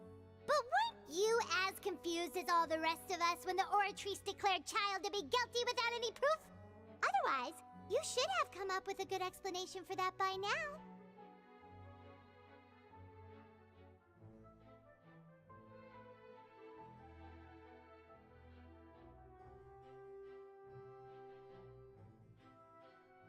Didn't I make myself clear at the time? The decisions of the gods are naturally difficult for humans to comprehend. There is no need to provide... Lady Farina, I believe a reminder of your current circumstances is in order. While the court is in session, the principles of justice and the law must come before all else. While you are an Archon, you are also first and foremost, you will prove yourself unable to defend against the prosecution's charges if you continue to withhold vital information against the rules of the court. I never thought you'd use that kind of rhetoric against me. That was no trick of rhetoric, Lady Farina. I've merely reiterated the rules of the court.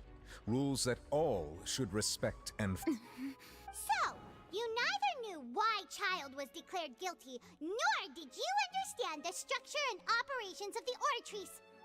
Instead of having been created by you, the manifestations of authority you mentioned have been made by the real Hydro Archon, haven't they? The real Hydro Archon. It is true that I did not know, but the Oratrice handed out that verdict unilaterally.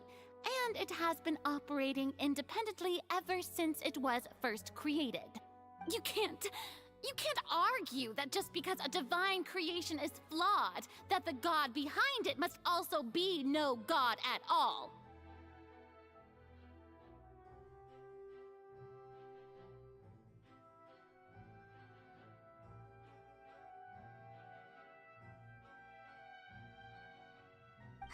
She's still throwing out all kinds of excuses. Seems like she's confident that we won't be able to produce proof that she has no power over the Oratrice. My power as an Archon. There are many ordinary citizens in the audience. How can I just carelessly demonstrate the formidable power of an Archon? If that poses a concern, I'm prepared to extend my protection to the audience. You don't don't need to go that far.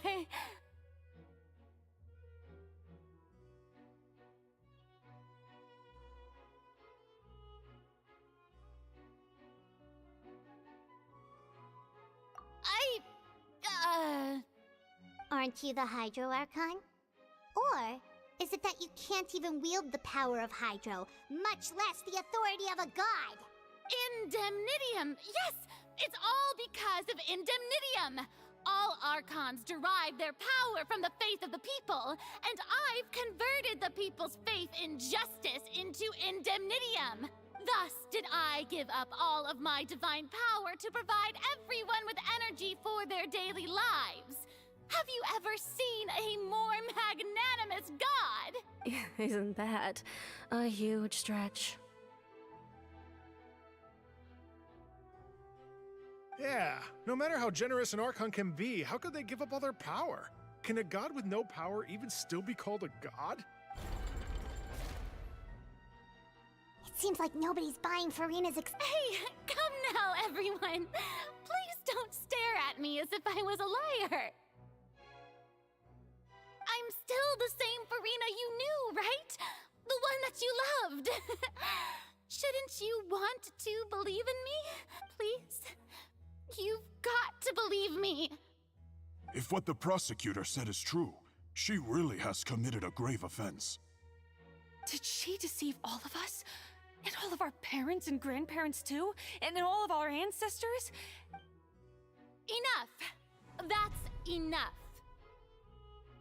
Tell me then, if you have no evidence of another Hydro Archon's existence, nor can you find anyone who can back up their claim to be such, then what grounds have you to say that I'm not actually the real deal? Wow, she came up with yet another argument. How can we refute her now?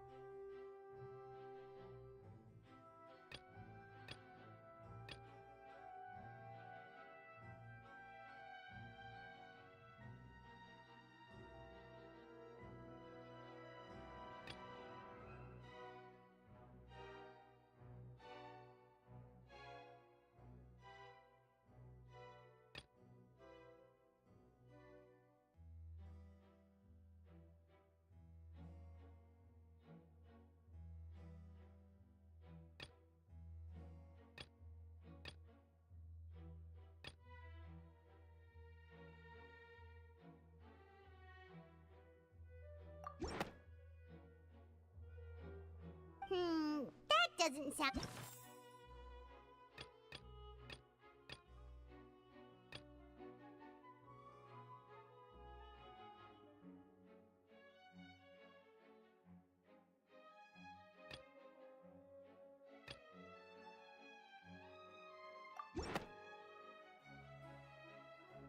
It has been established that all Fontanians can dissolve in water from the primordial sea.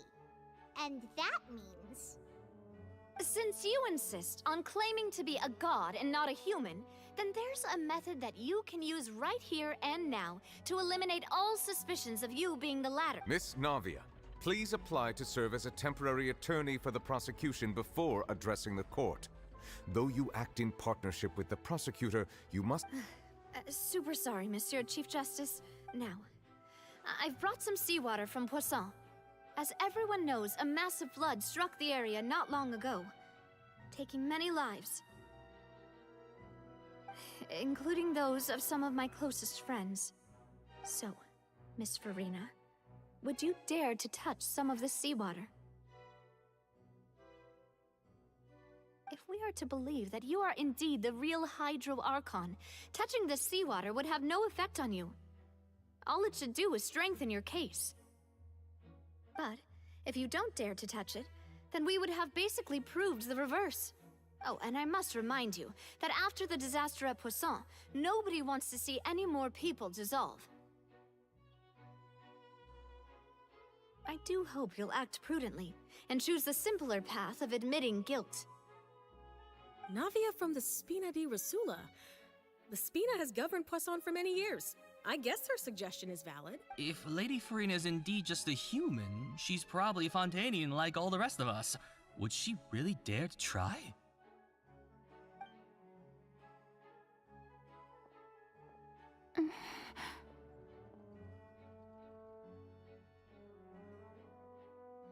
Lady Farina, this test has been unilaterally proposed by the prosecution. As it falls outside the realm of standard court proceedings, you possess the right to decline participation. Well, of course he had to tell her that.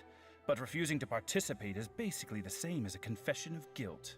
She's just staring at the water without saying a single word. It really does seem like she's quite terrified of it. What's going on? Is she really planning to... that's not what we thought she would...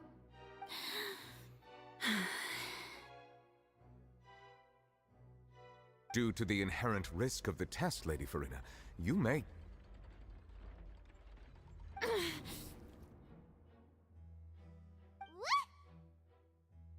Hey!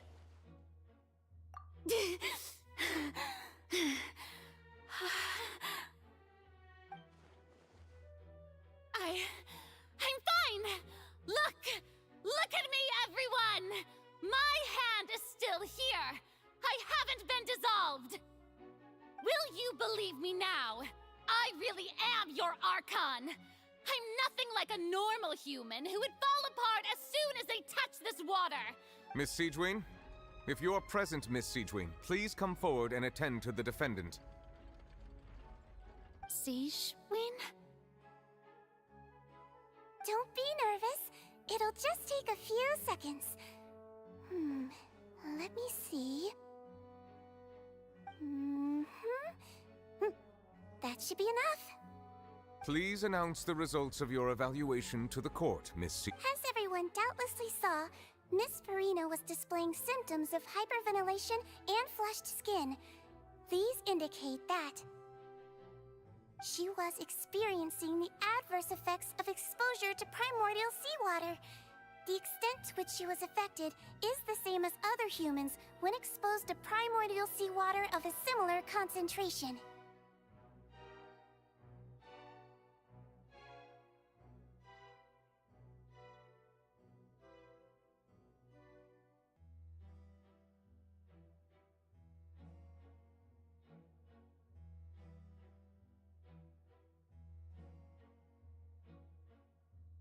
Thank you, Miss Siegewien. Lady Farina... Oh, wait. What did she just say? I didn't get dissolved! Shouldn't that be enough to prove my innocence? Well, considering your tendency to run from your problems, we did originally prepare a direct sample of the seawater around Poisson. However, after extensive discussion, we exchanged it for a sample that is not concentrated enough to dissolve an actual human. After all, on the off chance that something entirely unexpected might occur.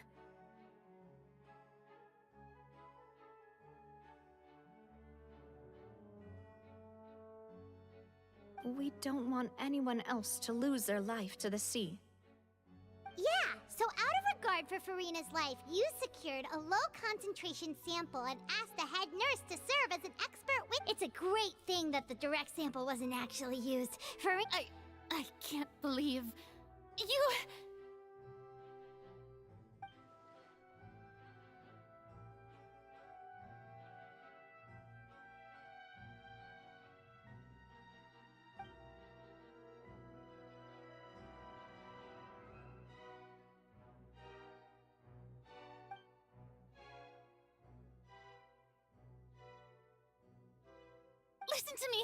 Listen to me, everyone! Please don't give me such cold and disdainful looks! What happened just now didn't prove a single thing! Think about it! How can you conclusively prove that an Archon can't also be affected by the primordial seawater?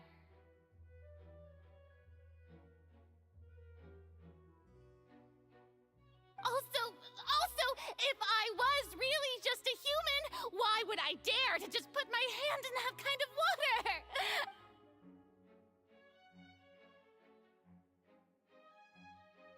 Please, anyone, just listen to me. I swear, I really am your Archon.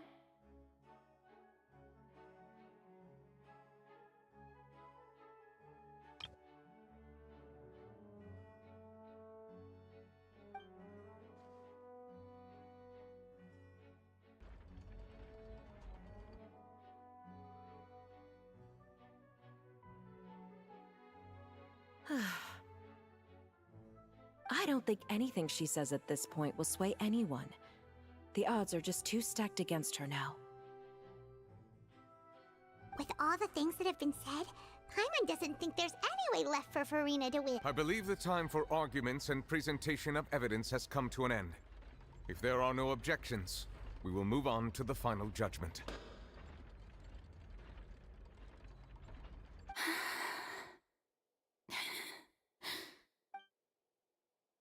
I don't think anything she says at this point will sway anyone. She's too stacked against her now.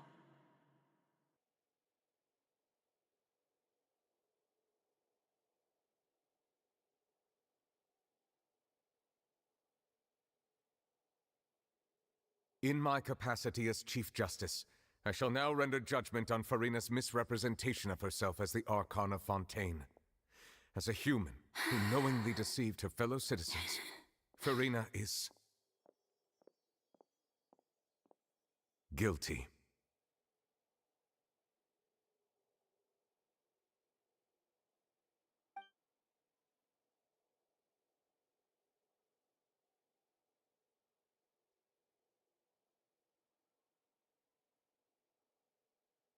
We shall now turn to the Oratrice Mécanique d'Analyse Cardinale to render the final verdict on the charges.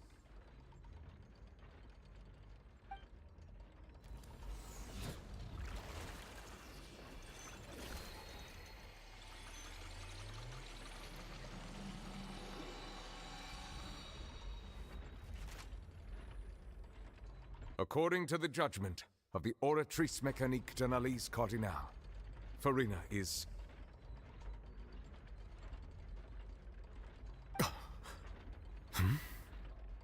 Well, what's wrong? What's the Oratrice's verdict?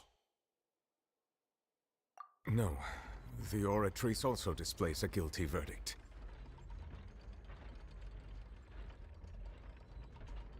Isn't that correct then? However, the exact wording of the verdict is thus: the Hydro Archon, guilty, to be punished via the death sentence.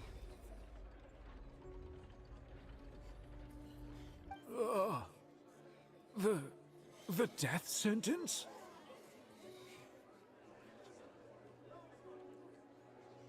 That's actually one of the available sentences? I've always thought that it was just a myth. The one and only time the death sentence has been handed out at the court, and it's... Farina's been sentenced to death by the Oratrice? We just wanted to use the trial to show her the seriousness of things so she'd tell us the truth. How did things escalate this quickly? This outcome is indeed quite strange. According to Fontaine's current definitions of justice, as well as its recommendations for criminal sentences, is this sentence really appropriate for the crimes that have been committed? Yeah! Even Fauché wasn't sentenced to death by the Oratrice. You know, the real evil mastermind behind the serial disappearances case.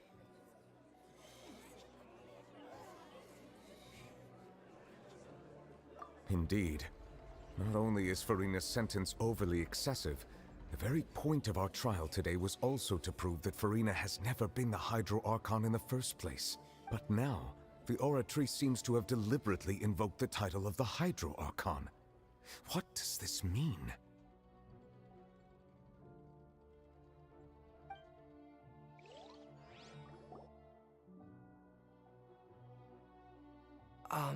Excuse me, if I may interrupt. Is the trial still going? Fremine! You finally made it. I assume this means you've completed your mission? Mm-hmm. Any mission Father assigns to me will always be top priority. Is that the first prophecy slate? Huh. So the knave privately arranged for Fremine to try and find the missing slate. I looked everywhere and finally found it at the bottom of the sea. It took me a long time to... But has the trial already concluded? Then... doesn't that mean I've come too late? Oh... Thank you for your hard work, Mr. Fremine. Please allow me to review the record left on the slate. Traveler, I believe that you have already seen the other existing slates. And would Huh? So what do you see? What is it? I believe I've now made sense of the Hydro Archon's crime. It has to do with Fontaine's lost history.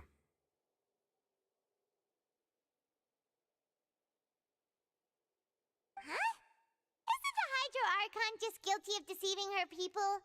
Oh, wait, no, that's Farina, and we've already proven that she's not the Hydro Archon.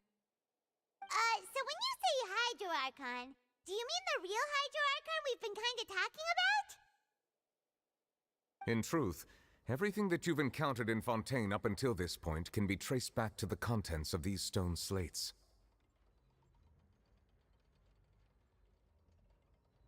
However, I'm uncertain as to how much sense they currently make to you.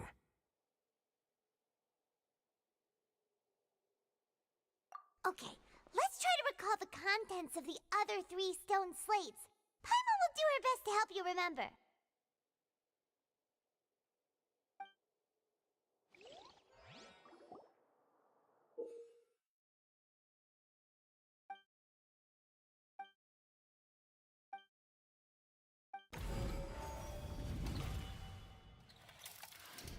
The first stone slate describes what you just said. It seems to show the previous... Does that mean that Fontanians are transformed Oceanids? Oh, Paimon wasn't expecting that. But if Oceanids can turn into humans, then perhaps this process can be reversed as well. The second stone slate shows Celestia floating in the sky and the Hydro Archon and her people worshipping it together. But the heavens still brought judgment down upon them. This must be the point when the Hydro Archon and the Fontanians were branded with their original sin. Does this mean that the original sin and the Hydro Archon sin are the same thing? The third slate shows the Hydro Archon seeking and... That reminds Paimon, didn't we also watch that happen to someone else? Well, the fourth slate is the prophecy the Fontanians have been talking about. People dissolving into the sea, the Hydro Archon crying. We didn't believe that such a crazy disaster could happen at first, did we? But after that incident, it was...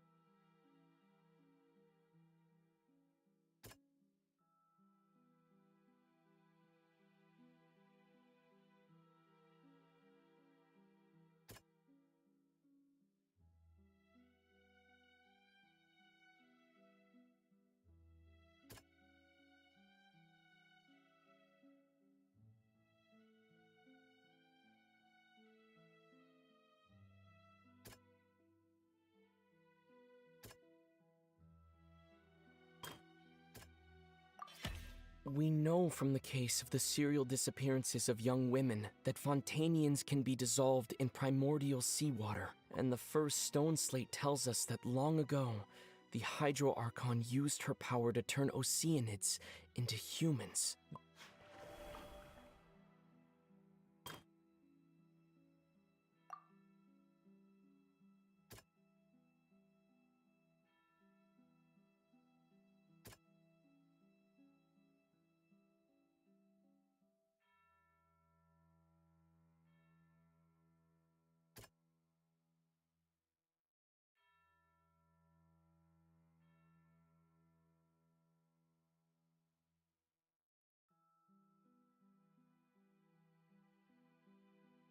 That doesn't sound.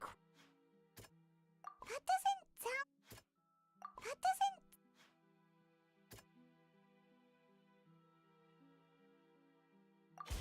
Perhaps what is about to take place has all happened before. The true sin of the Hydro Archon that Nervalet met and the...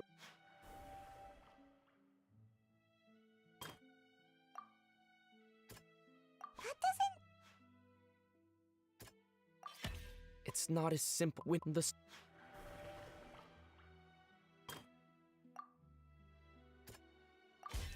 The prophecy from the stone...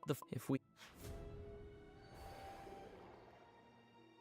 They'll dissolve into the primordial sea but won't cease to exist. Their essence will flow in the seawater, converge, and take the form of an oceanid.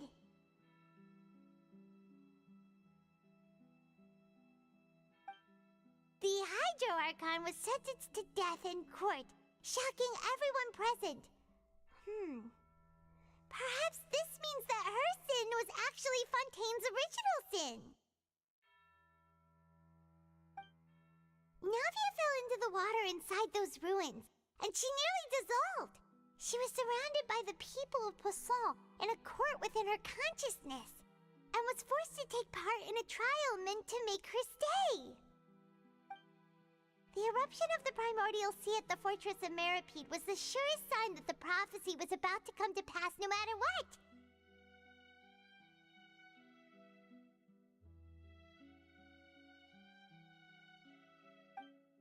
The stone slate's content can all be verified by recent events. If we combine what we know together, loads of truth.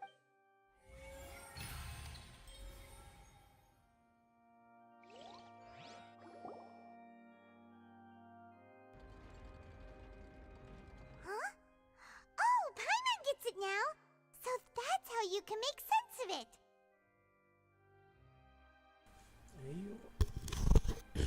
ايوه لا ما جمعنا كل اشي. مسكينة يا أركون We're going to have to share some truly shocking revelations. Let's hear them. أنا حزنت عليها.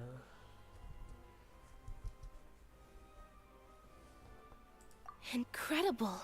Linny, did you hear that? We're not real humans.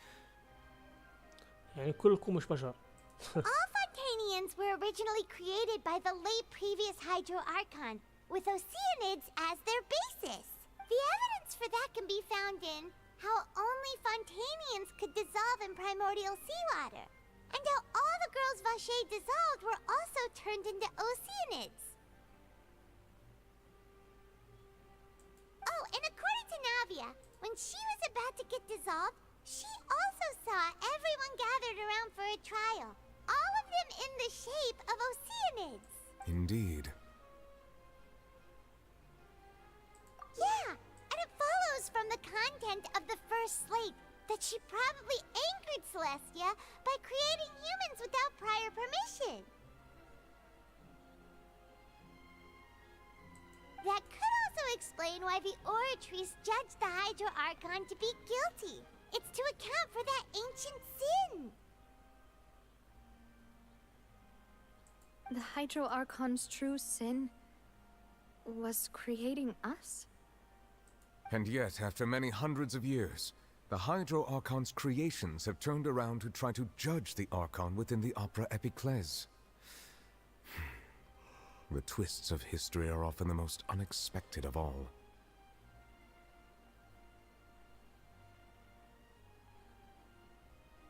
Yeah, isn't the image here just like when Navia fell into the sea? trying to show the image of the Hydro Archon also falling into the sea once the prophecy has been fulfilled in the fourth slate?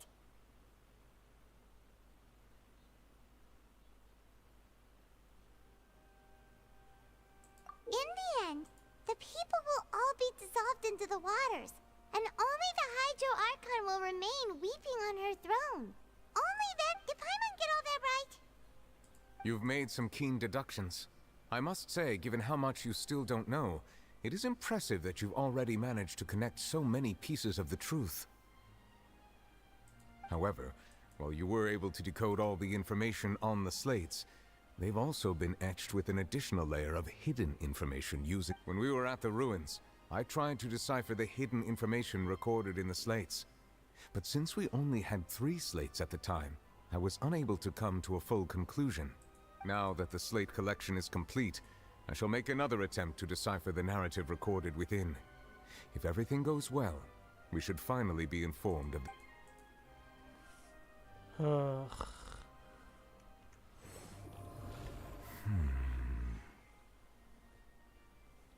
مسكينة مسكينة. Well? I believe I should share this truth not only with you, but with all the people of Fontaine as well. I will try to briefly summarize it for you. Your hypotheses regarding the origin of Fontanians and the sin of the Hydro Archon were both correct. In the Fontaine of old, the previous Hydro Archon sensed the yearning of her Oceanid familiars for life on land. في فونتين قد شعرت أركان الماء السابق بشوق رفيقها لو شندي الحياة اليابسة. The Oceanids were enamored with the beauty and romanticism of human beings, and wishing to have those experiences for themselves, expressed to the Hydro Archon their desire to become of a similar kind.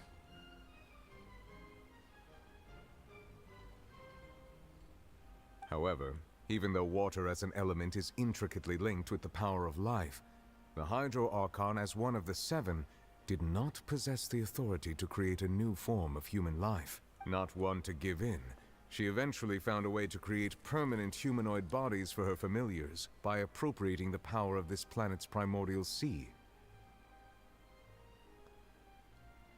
دقيقة، بأنه لم تكن النوع الذي يستسلم، وجدت في النهاية طريقة لإنشاء أجساد بشرية دائمة لرفيقها من خلال الاستيلاء على قوة بحر هذا الكوكب البدائي. She poured primordial seawater into the Oceanid's blood vessels, creating humanoid mimics in the process.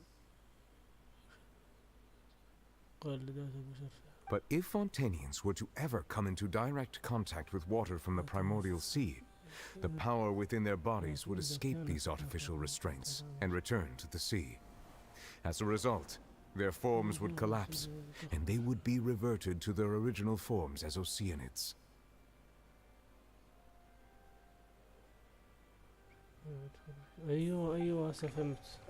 Of course, the Hydro Archon never received permission from the heavenly principles to create a new human race. And thus, the Hydro Archon and all of her creations came to shoulder the original sin of appropriating the power of the primordial sea. That is the true history of how the people of Fontaine first came into being. So we were all Oceanids before we turned into human beings? That's way too much information for me. I think I'm just going to pretend that I never heard a single thing.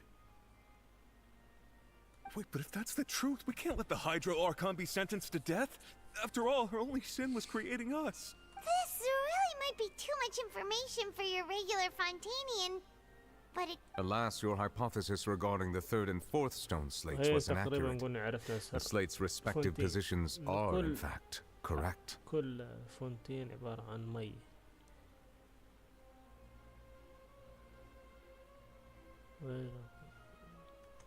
كيف غير دقيقة يعني بتكذبني؟ A key point of the visual on the 3rd slate is how all the individuals depicted in the water are humans rather than Oceanids. They have not been dissolved, which implies that the water depicted in this slate is not water from the primordial sea. The nation of Fontaine is the nation of Hydro, as well as the nation of trials and justice. Instead of being the literal element, The water in the scene symbolizes judgment and justice. You may also recall Navia's experience. When she fell into the sea, her consciousness was surrounded by that of many others who intended to hold a trial to determine her fate.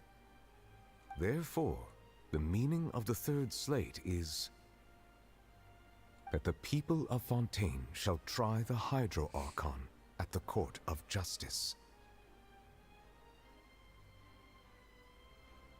أن يحاكم شعب فونتين رئيس الهيئة الأركان الحكم. Yes, it refers to our present situation. I think I'm following now.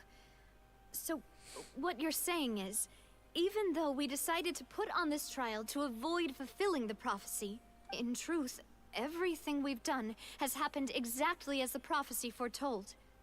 So now, it seems, we're the ones making sure it comes... What should we do?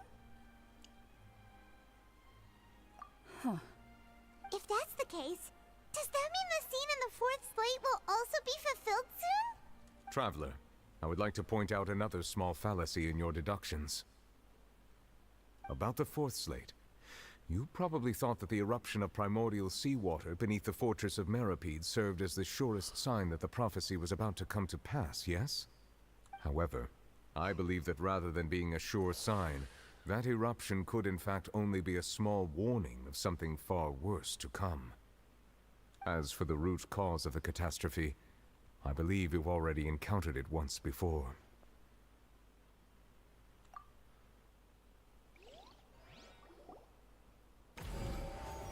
شو بيصير يعني مش فاهم. This eruption was just a small warning of the things to come. We must find the root cause of the disaster.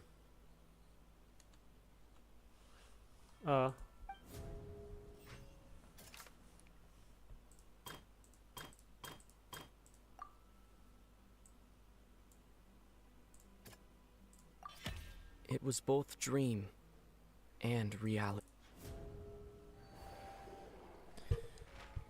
If we're talking about a true culprit, that could only be that thing inside the primordial sea, right?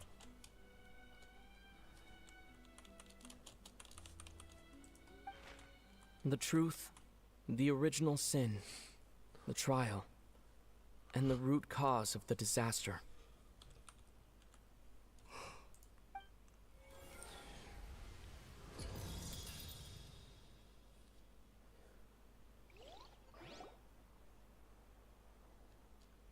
والله ما ظن نخلص. ها؟ نخلص.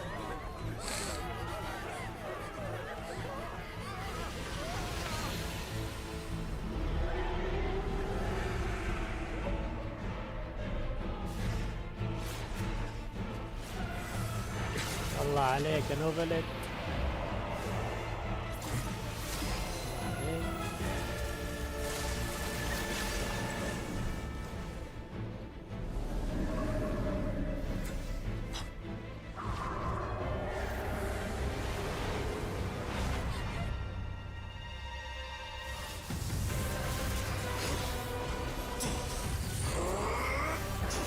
مين هذا؟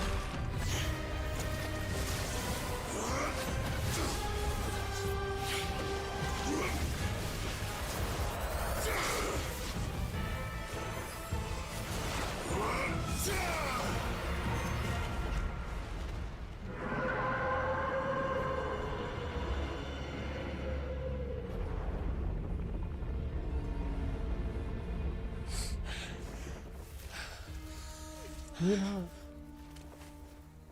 تشايلد ها صح؟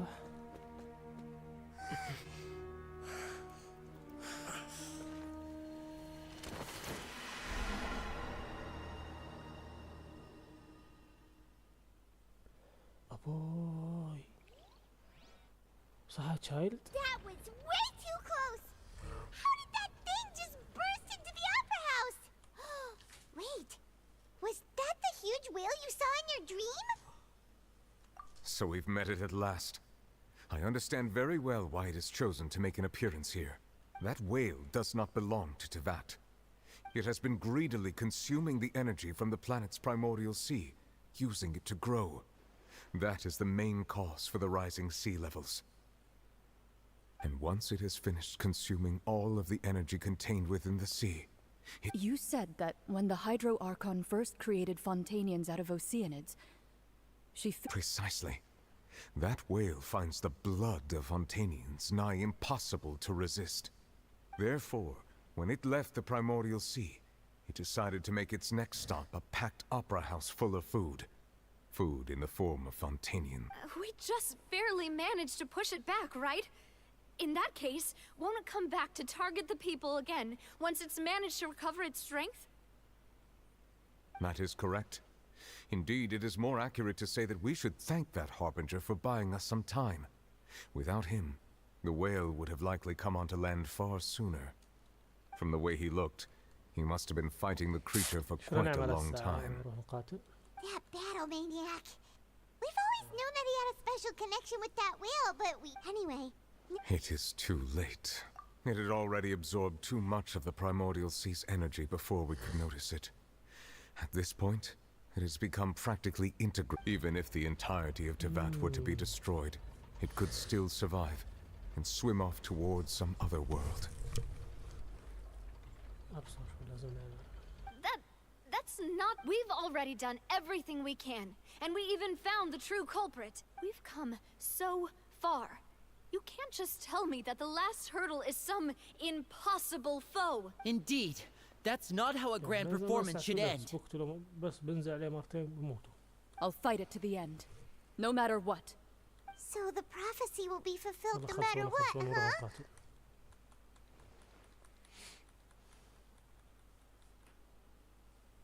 The prophet.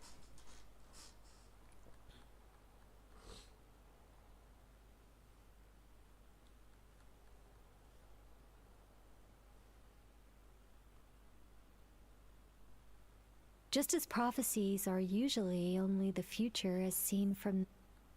Ultimately... يلا خل نروح نقاتل. يلا يا حبيبي يلا.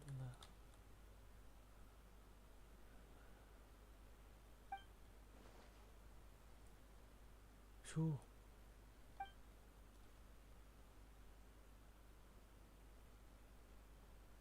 فورينا؟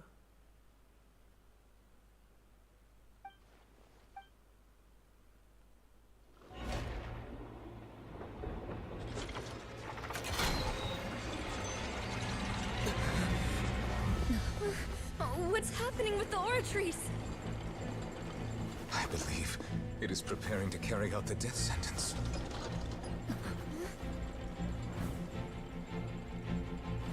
Farina!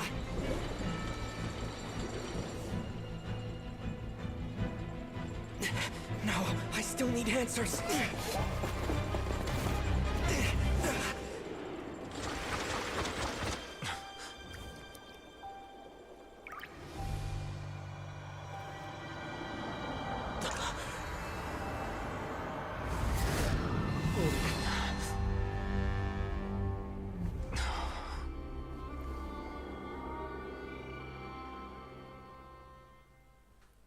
أحدلالي مين هذا؟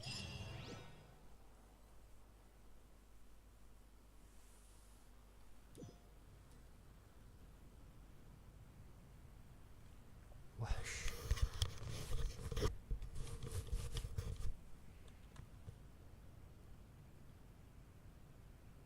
هاي فورينا زمان.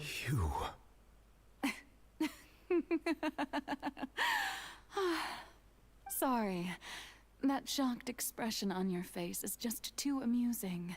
I couldn't help myself. You are not Farina. Who are you? Ah, the sweet sound of bewilderment. Marvelous. A sure sign that my attempt to deceive everyone was a resounding success. But to answer your question, I am Focalor. You know. Focalor? Why did you deceive us? Oh, that wasn't my goal, of course. Goodness, no. But I had to fool everyone else too, if I was to stand any chance of the heavenly Deceiving the heavenly principles?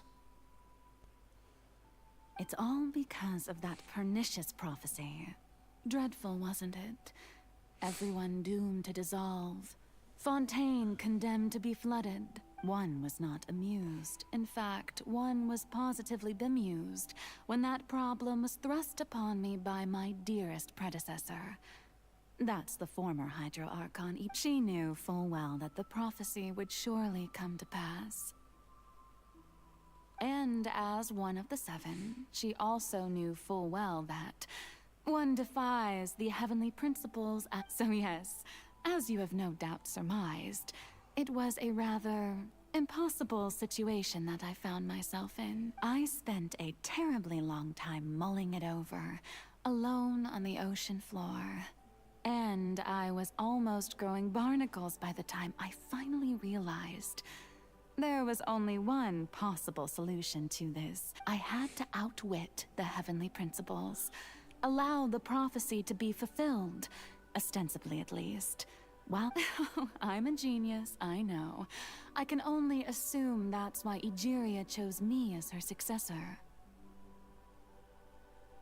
Although, looking back now, it was hardly the inheritance one dreams of.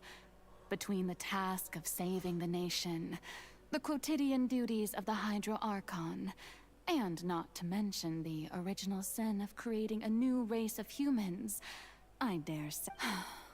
But one can only play the hand one is dealt. I did not choose this, any more than I chose to be one of her So you were also once one of the Oceanids, transformed into a human by Egeria's hand. Yes, I was. I always dreamed of becoming human. And I still do, even now. In my eye, after becoming a god, I separated my divinity from my body and spirit, leaving behind only a self that was as naive and bewildered as my past self on her the me. She could feel joy, sorrow, and everything in between. She could be as vain and conceited, or as me, her strength. But in my eyes, Farina's humanity was what made her perfect. She was perfectly human in every way. The person Anyway, all part of the plan, of course. The plan to deceive the heavenly principles. Do you still remember the final scene of the prophecy? The Hydra Archon alone. In order that the prophecy might appear fulfilled, I invited Farina to be an actress, to play the part of the Hydro Archon under the curse I placed on her. So long as I, Focalor's divinity, continued to exist, she could not die. But nor was she free to live her life in the pursuit of happiness. Instead, she was forced to take the stage in the opera house, to embrace the role of leading lady, to forever play the part of the god from the prophecy. I suppose now you probably understand why your court is called the Opera Epiclese. But Farina is only human, isn't she? Even though she has had a long life, her mind is no stronger than that of any other ordinary human being. I cannot begin to fathom what she has had to endure. It must have been It has indeed. And although she is, in a sense, me in human form, I most definitely owe her It's been 500 years. 500 سنة تلعب بيها بدك تعتذري. And all along, she's been playing her part in the most unimaginably long, unbearably lonely. ما بيصير الحكي هذا. قال 500 سنة بس معطيها عمر بس مش معطيها رقوبة ولا حرية. احنا وين رحنا صحيح؟ احنا داخل وعي فورينا.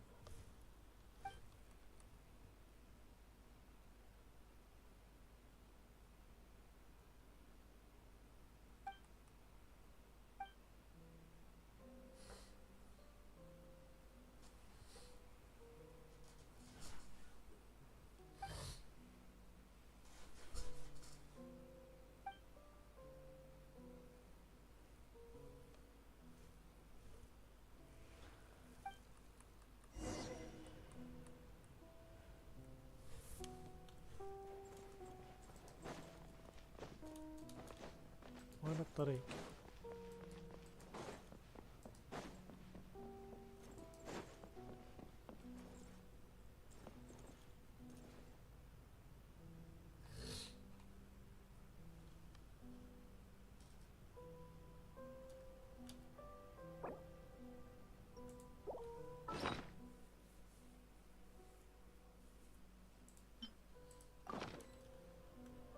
ممنوع التصوير هون.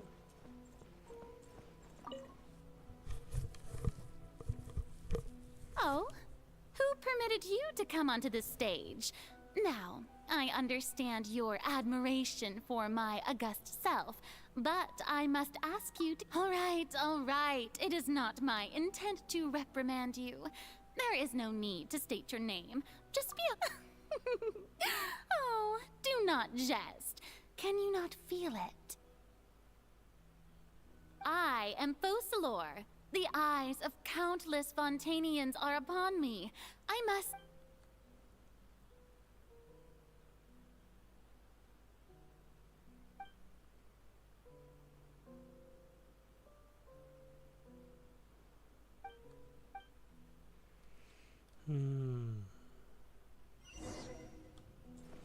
شو قدامنا لسه؟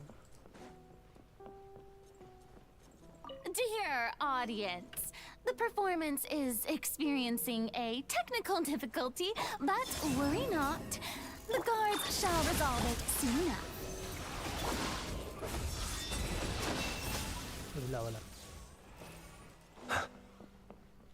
Hey, what gives? The audience is still watching me, you know. Guards? Wait, where are the guards? Guards!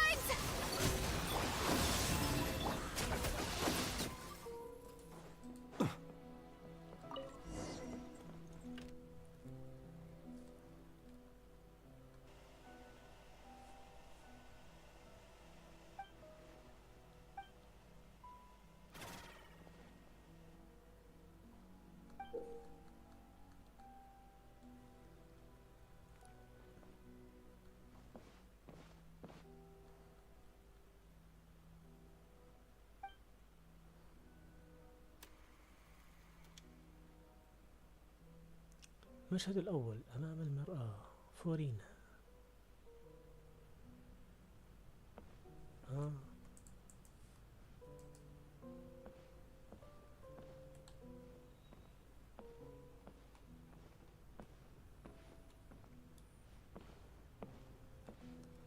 يا سلام.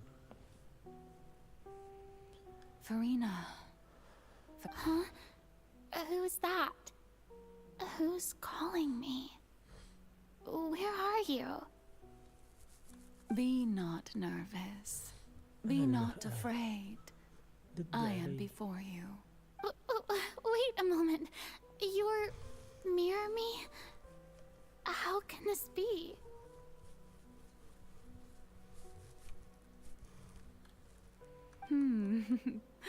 Mirror you, huh? You know what? That's not bad. Mirror me? What? The prophecy. What prophecy? Wait. I know. I think. I don't know what— the people will all be dissolved into the waters, and only the Hydro Archon will— Oh, very good. You know it well. What's going on? I can't seem to remember. Yes, it will. And that is why I've come to you. Disaster will come to Fontaine sooner. But doesn't that mean everyone will die? I'm a Fontanian just like them. Oh, don't worry. Magical meetings exist in this world precisely to— I will tell you how to save everyone, but you may have to suffer some— Oh, so there's still hope after all. As for the suffering, well, I will admit that, but if the prophecy will come true, I'll also die anyway, right? As if there were scales, with all the people of Fontaine on one side, and my pain on the other. is it? You truly are the. I suppose this would also be the just. Huh? Don't worry, it's nothing. Play at. That's right. If you can keep it up, then I shall have my way of defying this prophecy. But. How will I do this? A human. Don't worry. What you must do is not to turn yourself into a real god. You simply need to play the role of being a human yourself. Remember, your true challenge will not. I'm still not sure I understand, but. So, how. To accomplish this mission, you will have to stay on the stage for many, many years. You will, but I promise you, all will eventually end in a trial. Huh. How exciting.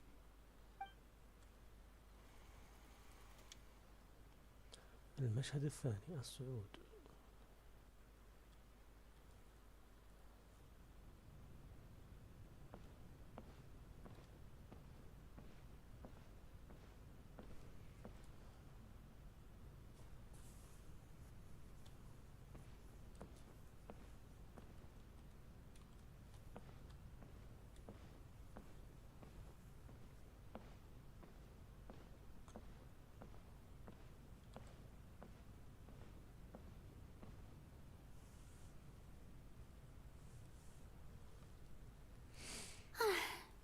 The Maison. What should I say to most appear like a god?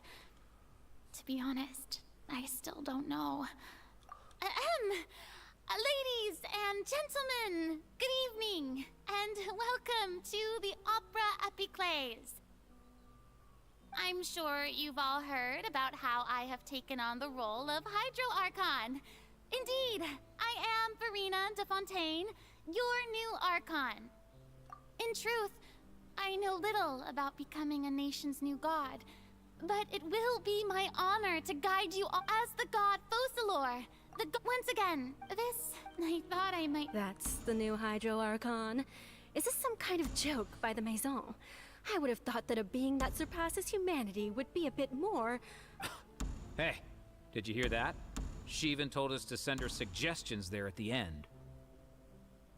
Shouldn't gods be all-powerful? She's being so modest. What's the difference between her and an ordinary person, then? If you ask me, perhaps the succession didn't actually happen. She might just be a Maison-backed puppet. Wait, what's going on? Why is everyone suspecting me of being a fake? Oh, this is bad. Right. Mirmi said that I just need to play the role of a god as humans. Calm down, Verena. Think. What? Assertive, with a strong sense of presence. One who can dispel all doubt. That is the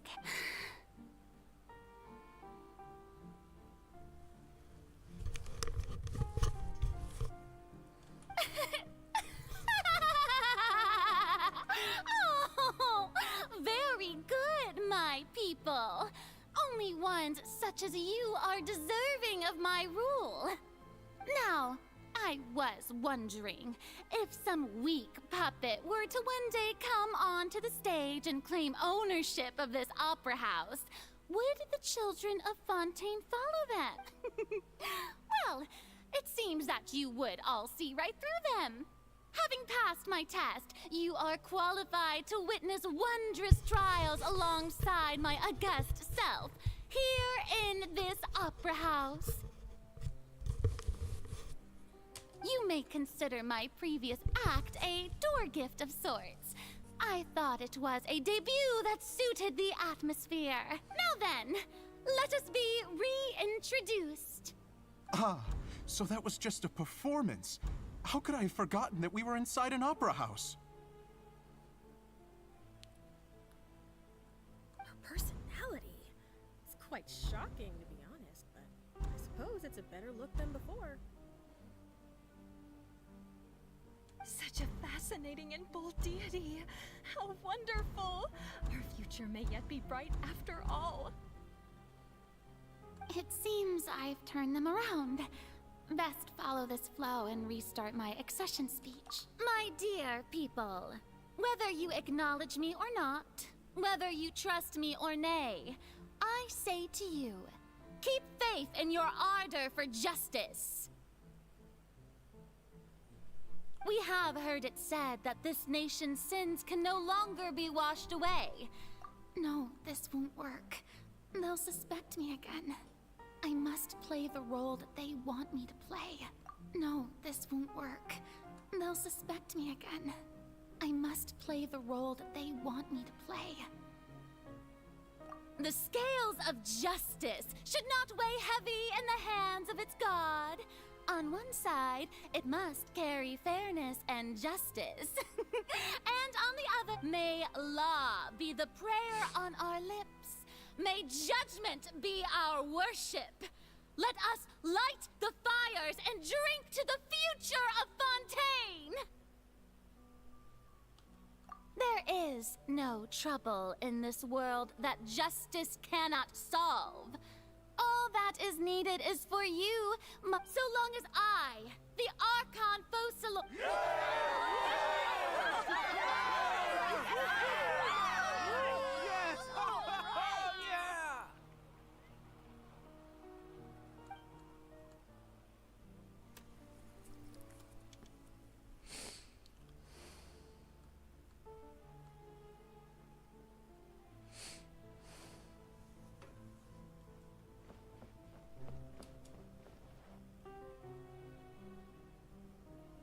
Lady Farina, here are today's case reports, as well as a summary of the follow-up for your perusal.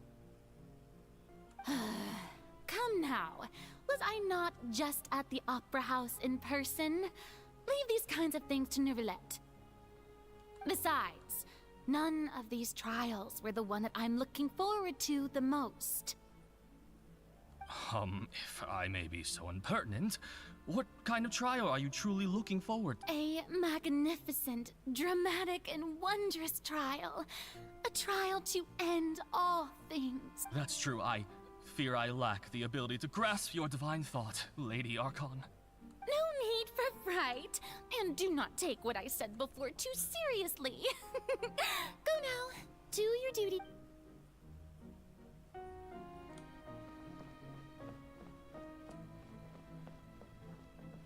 يلا تخلص هالمهمة. Lady Farina, I don't know what to say.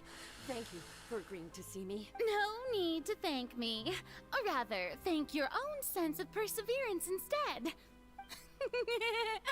Oh, I'm afraid that's just an inevitable consequence of my divine charm. All right.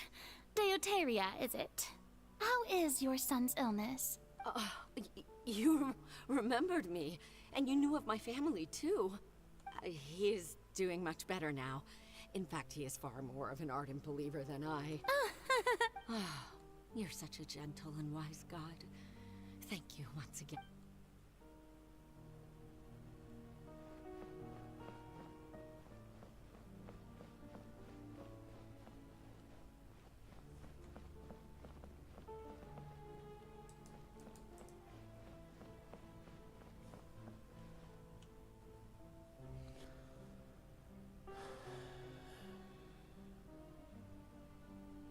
Lady Farina, here are the latest hydrological reports.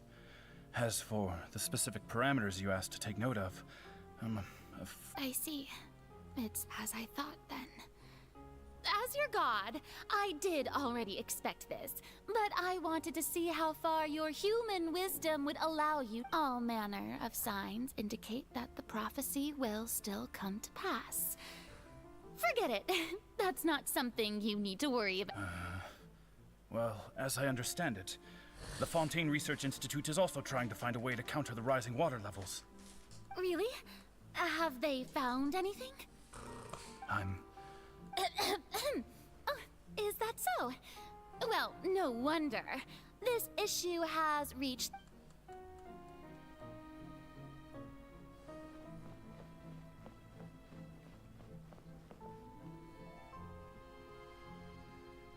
day is final, but it's good to see that everything's getting on track. There are no longer any voices of suspicion. Maybe this is fine. I just need to keep going.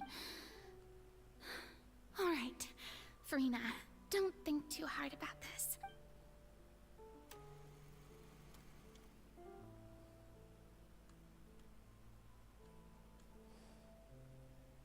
Lady Farina, here are the new trial reports for the latest cases, as well as a summary of the follow-up. There'll be no need for that. I've seen them already. There's no need to go back over scenes I've witnessed in person before.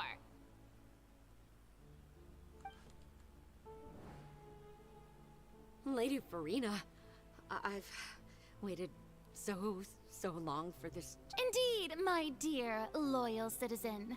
This joyous moment is an honor for us both. Lady Farina, we're detecting significant hydrological anomalies near Poisson. Understood. Keep monitoring. Keep me informed should anything come up at the instant. I don't think I let anything slip today. I must show the people that there is nothing. I just don't know when these days will end. I feel utterly exhausted. But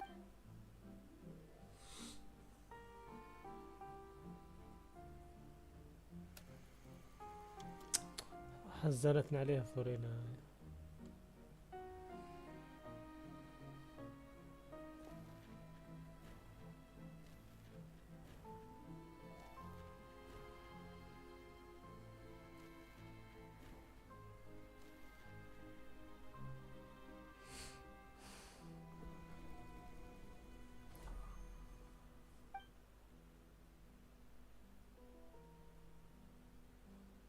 Lady Farina, it's like a dream being able to speak with you up close like this.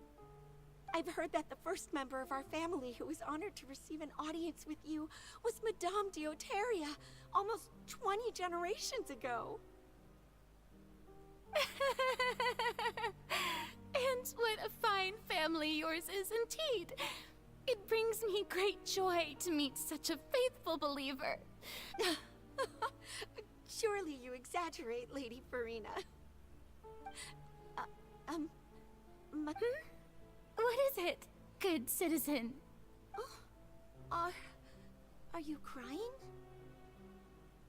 Uh-huh. Oh, really now? I didn't even notice.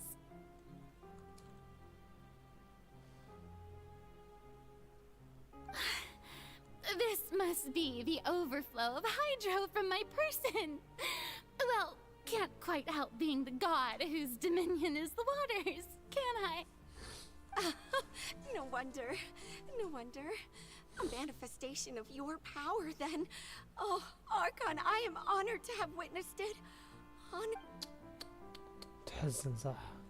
والله أنا متحزن. So interminable.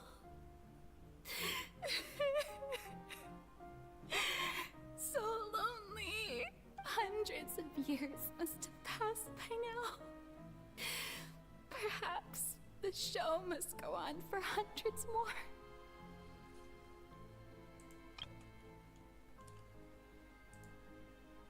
I never imagined that it would hurt so much. Have I reached my limit? I want to tell someone, anyone, about this.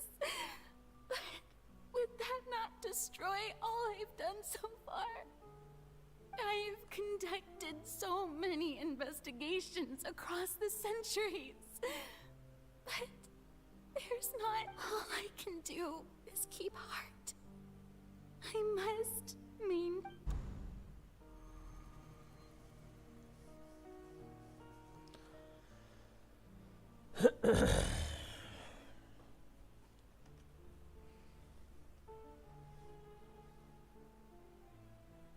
Farina, You don't have to shoulder this burden, although I don't know what you might be keeping from everyone.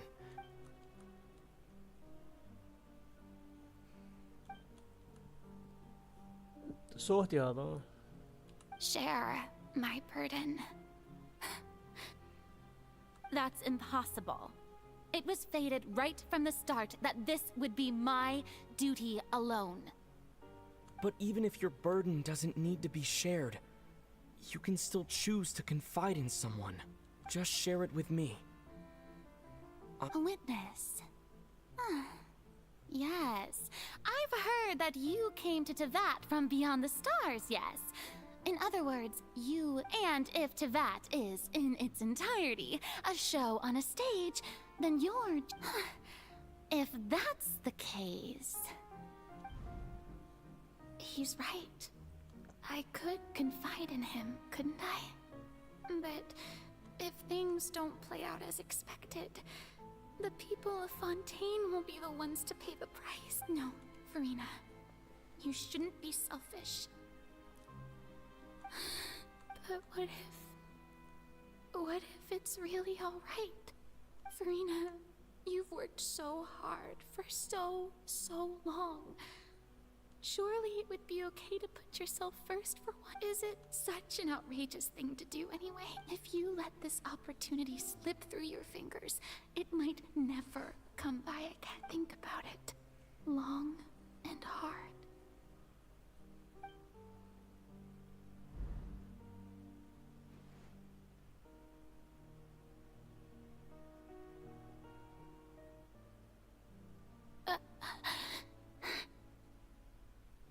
No, I have nothing to say. I am Farina, the Archon of Fontaine. Everything will surely get better. All you need to do, dear spectator, is to witness my performance until the curtains fall.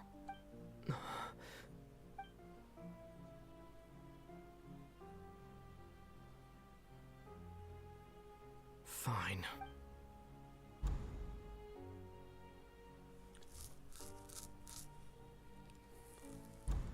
Fine, plastic. So even Farina doesn't know the truth? You've never once let her in on the full plan? Yes, it had to be done. To deceive the she did very well. If she had let her resolve falter even once in these 5 centuries, Fontaine, it seems that trusting humanity was the right decision after all. I believe that I understand how your deception works. But that is only half the truth, is it not? How would you build on this foundation to save the people of Fontaine? That is the most important thing. Ah, good, good. Of course, the Udex of Fontaine has pinpointed. I'm sure you've long sensed that the Oratrice is no simple machine. Yes? I've always suspected that it had its own consciousness. And Lenny did mention that he heard a human voice within the core chamber. It now seems that that person was you, hidden within the machine all along. Am I right? And then I became one with the Oratrice, taking Fontaine's gnosis with me. Yes, it would seem so, wouldn't it? Alas, your understanding of this device still lacks sufficient depth. In truth, it is no enactor of justice. It is, in fact, a device created to kill. Oh, you... I mean... Did you think I would be the sort to enjoy peaceful repose while Farina suffered? My work over these last 500 years has been to constantly accumulate but really, some have already discovered that only a small fraction of the energy generated by the device was ever used to provide power to Fontaine. The vast majority had to be accumulated to enact this death. It was all a part of your plan, then? Indeed. This power, accrued over 5 centuries, could have sustained Fontainians for... but only... So the Oratrice's call for death was for neither Farina nor Focalor. But for the Hydro Archon,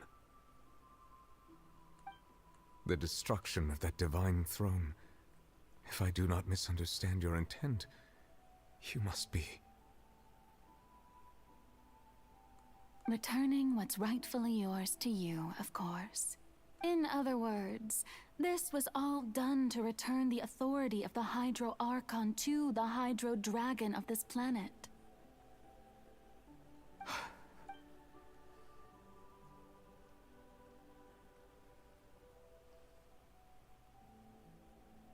Oh, what? Getting sad again, are we? The authority of the ancient dragons shall soon be yours once more, O Hydro Dragon Sovereign. And this is the face you make. All you've done throughout the years is just so you can sacrifice yourself at the very end. I've never quite seen it that way, you know. Even now, I'm quite pleased at how well my deception worked.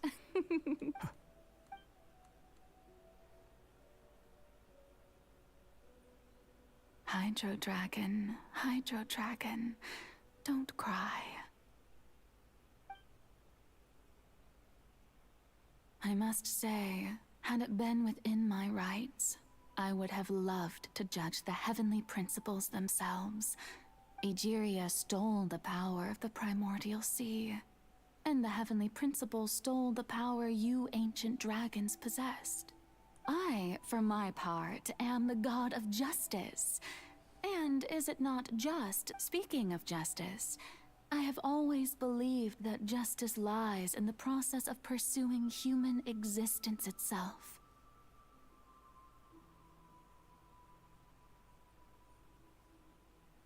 So, if the theft of the primordial sea's might was Fontaine's original sin, then, leaving matters of procedural right and wrong aside, the descent of the Fontanians as humans and their right to exist in this world would be Fontaine's original justice. In other words, existence was Egeria's justice, defying the prophecy and ensuring that Fontaine's people shall live on. At this point, we, whether it be myself, Iudex Neuvillette, the highest judge in our land, when you regain your full power as an elemental sovereign. So when I was invited to the court of Fontaine to serve as Iudex, I see now that that was your idea too. At last, I now understand the true purpose behind this position. In the beginning, I was uninterested in human existence. But these 5 centuries of living alongside them have gradually brought about mutual understanding between us. And I have even attempted to feel as they feel. You are a devious one, Fussalor. Things being as they are, surely you know that I could never declare them to be guilty.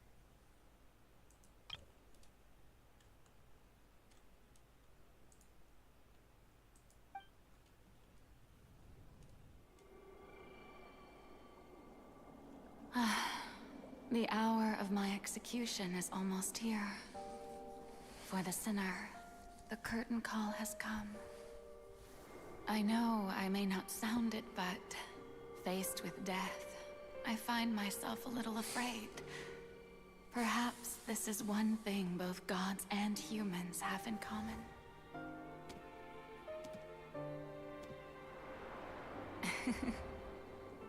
Farewell, Neuvillette. I hope you've enjoyed the part you played these 500 years.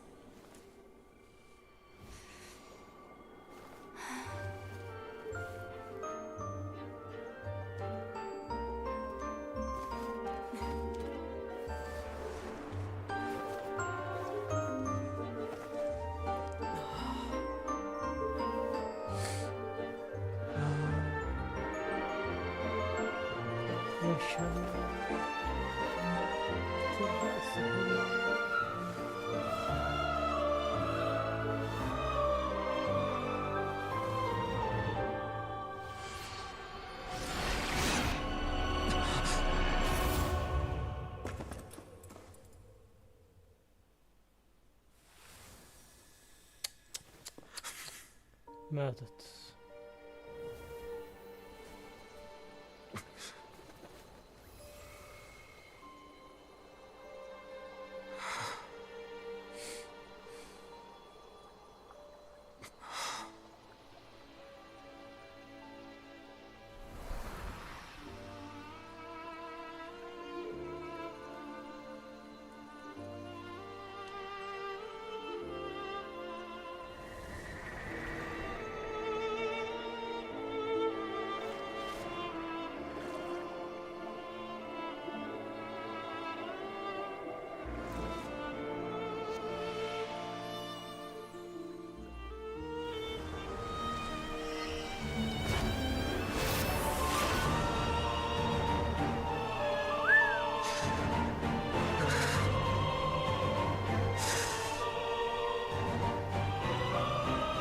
I, Eudex Nouvelet, hereby declare, people of Fontaine, your sins are forgiven.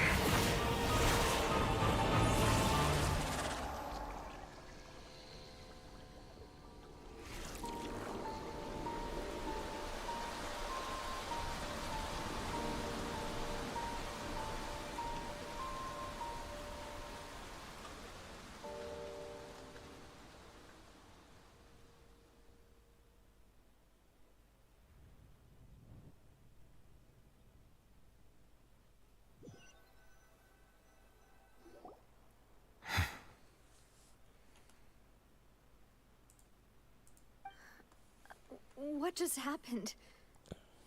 Has the death sentence been carried out? Was that bright light some sort of misdirection?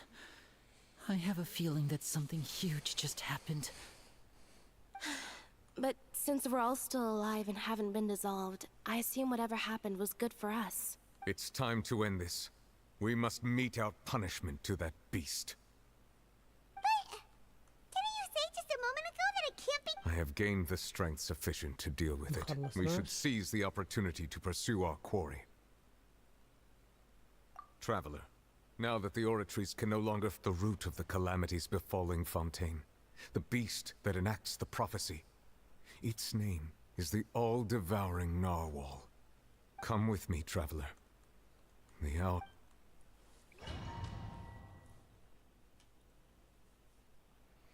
ابشر ابشر ابشر اخوي، هسه بنتقم لك.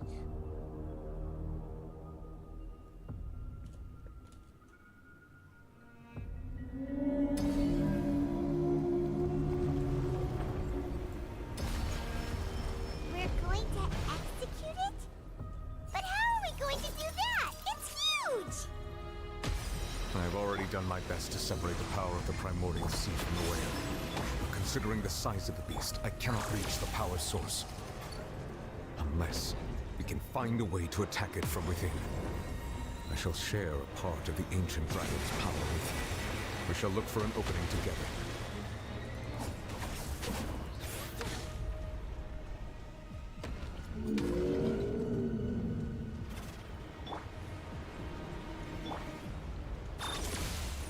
I can feel its sorrow turning into hostility.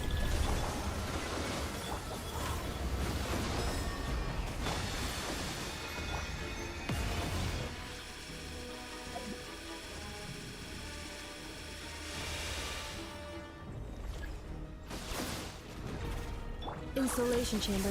Absorption test.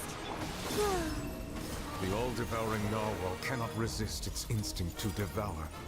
Continue to trigger its hostility. Chance will present itself.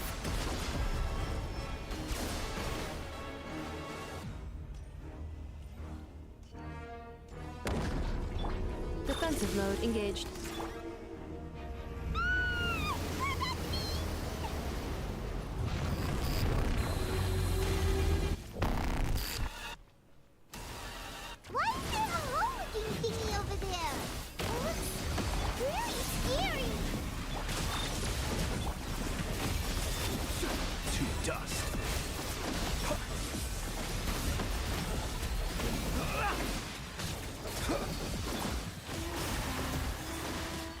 I have granted you my protection.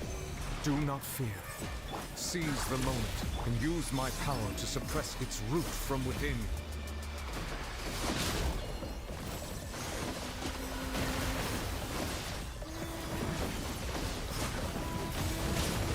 Close your eyes. Beware the creatures of the night. Insulation chamber. Stand clear. A moonlit night for all. Observe to dust. The night cometh.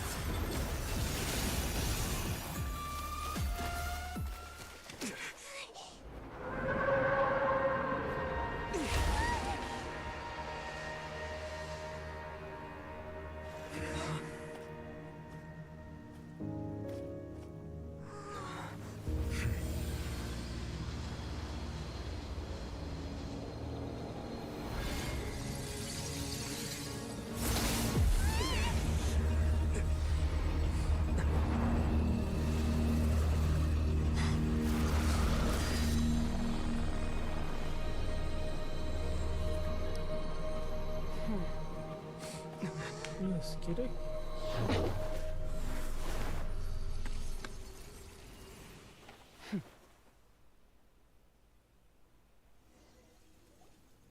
Thanks for helping with the cleanup. It should have been my job, but... Yes, gerek. Oh well. It was just supposed to be a short private training session for me. I didn't think that my disciple and my master's pet would start brawling in the meantime.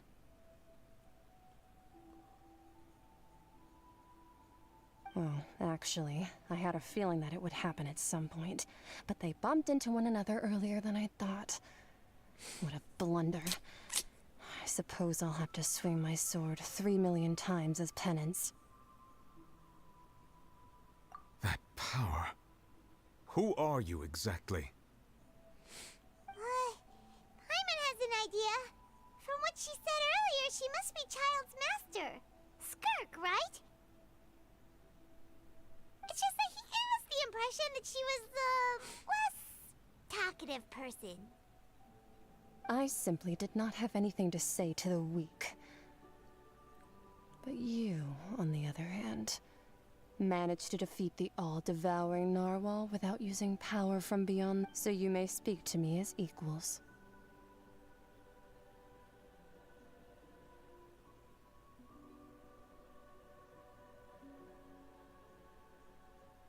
I have to agree. It's a strange use of a planet's primordial waters just to raise an all-devouring narwhal. That kind of power is wasted on it. It's not cooperative. It eats too much. And I have more important things to do with my time than pet sitting. The only thing that creature has going for it. All in all... Miss Skirk? I think you might have missed the point. The point being... Well, being that this pet almost destroyed an entire nation. So what sort of person is your master?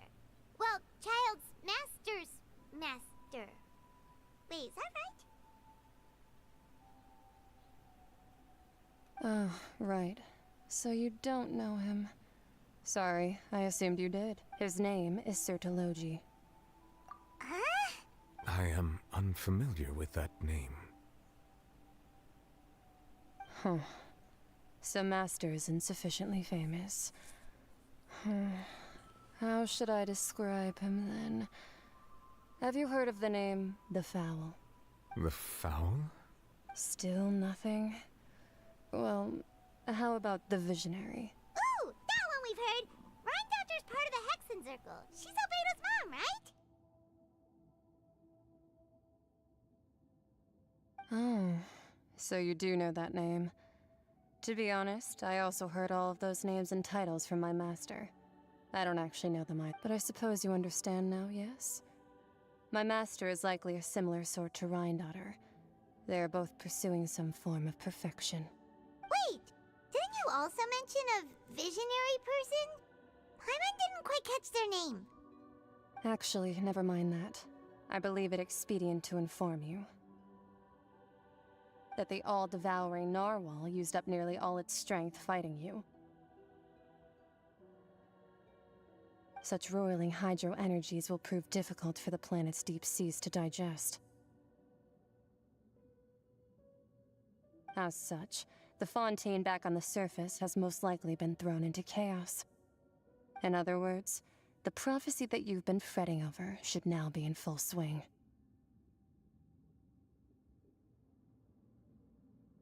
What?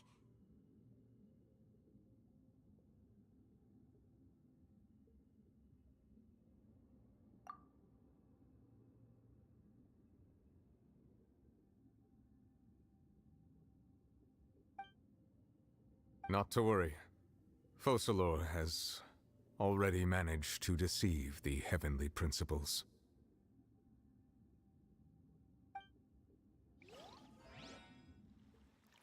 In the end, the people will all be dissolved into the waters, and only Farina will remain, weeping on her throne.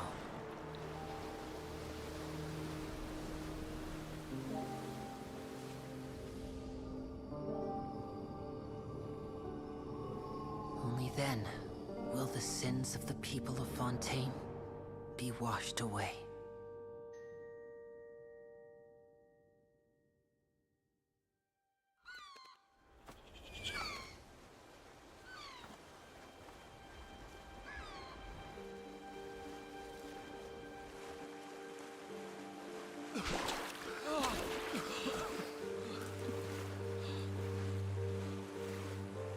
Hey!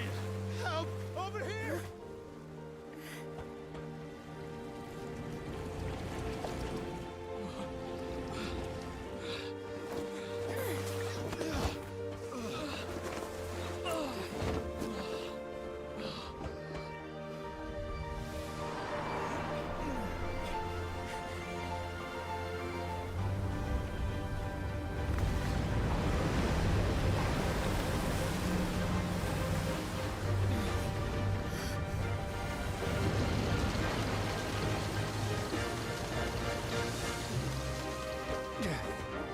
All hands, initiate emergency rescue!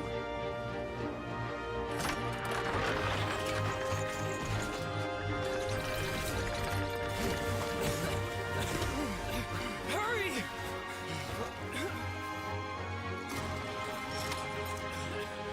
Hey, lend a hand!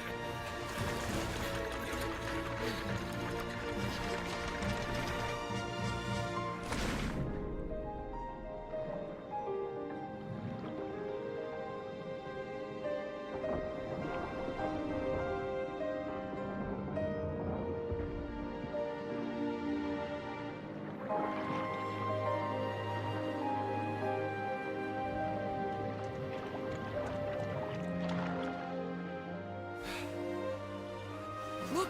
The water's receding!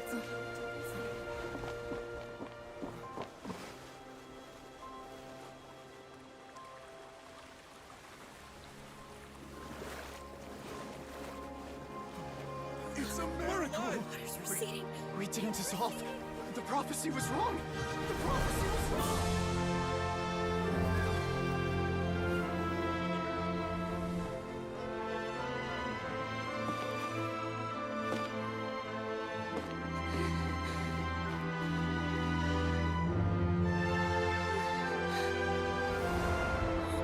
Are you alright?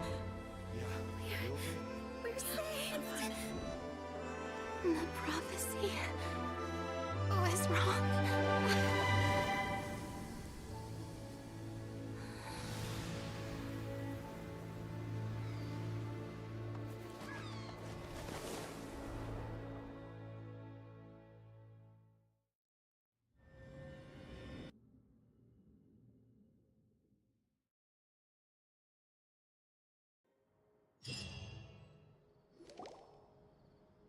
The soil renewed.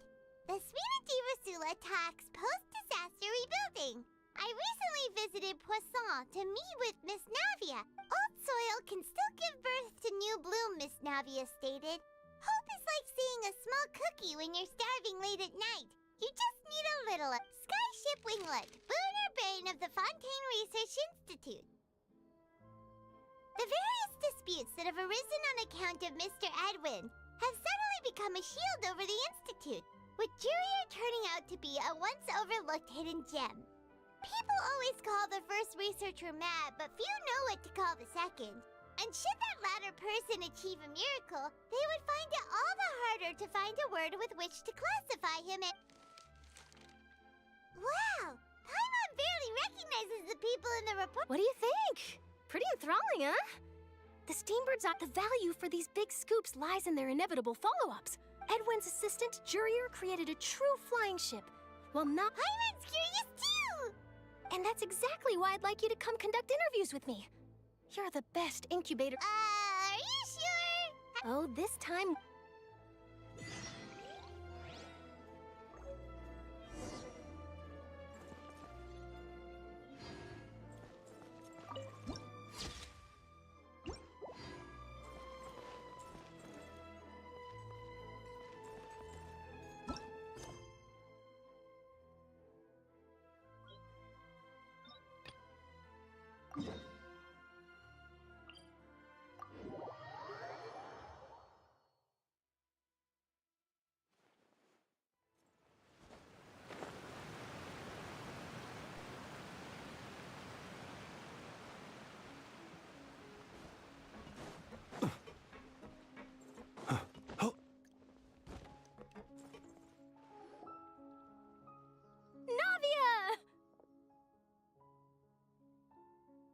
Oh, it's you. Hey, we're just having a look around. I'm here to update myself on how things are going here. Oh, the Fatui are here too. Let me introduce you. This is Mr. Garunt Snezhevich. He represented the Knave in sending us a large amount of support. Our residents are hard at work as well. Thanks to Hello, Miss Charlotte. I'm a big fan of yours. I especially like that article, but if you don't mind, could you not emphasize our role too much in your report? I get where you're coming from. I'll keep it as simple as possible. Or would you be... That would be fine. Oh, you're back too. How are things? We finished laying down the construction materials. It'll be another hour before the workers are able to go over there. Huh? You're here too, Clorinde? Well, her reputation's greatly risen after that whole duel business with Miss Farina. There's too much to consider in the reconstruction of Poisson. The Spina has need of more decision-makers. And, well, I do already happen to be connected to Mr. Callis. Oh, wait just a moment. Do you mind me asking a few questions? You know, about how you felt before the duel, about what it was like facing down a god. There's lots of exciting material there, I bet. Forget it. I see you're this... Well, if we're talking about doing things for my sake, you might as well just take a few more photos of me. Or of the Traveler. It's better than wasting time persuading Of course I will. I'm not gonna let him off that easy. All right, then everyone...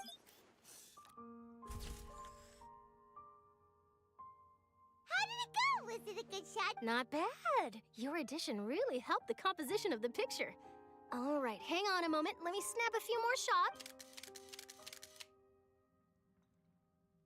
All right, that should do it. I'll be back here later anyway, so let's call it a day. You're very quick. Speed is of the essence when it comes to the news. Also, not to brag, but I'm pretty good at building... Wow, you really do. I'll hazard a guess that this is how you got that interview at the Fortress of Maripede. Whoa, you're well informed. Let me make a guess too. I asked Sijuin, who told Miss... That's a... In truth, I told him that it was... You're right. Stay safe now. And...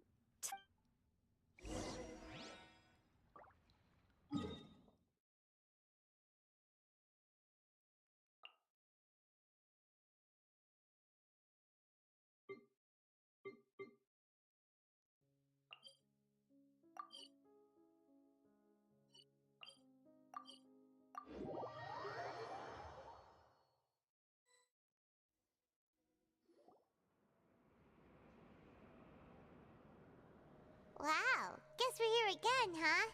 There's a real nostalgia. Looks like you've been missing it. Duke! Did you come all the way to the entrance to greet us? Of course.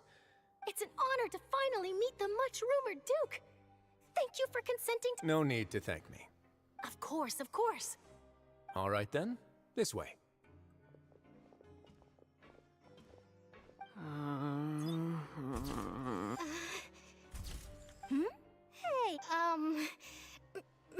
Charlotte. Do these... It would seem that Miss Lorvine doesn't want her... Sir, please don't say things... But it looks like dear Mr. Jurier denies it. No, I just... This is my first time being interviewed. Now, I might not look it, but I actually did meet Mr. Edwin once. And I'll be honest, the boat that brought about a miracle, the ark that saved the people. Still, if I might... I have to apologize, but that ship is presently in the bowels of our factory. I'm afraid it won't be easy for you to get a shot of it.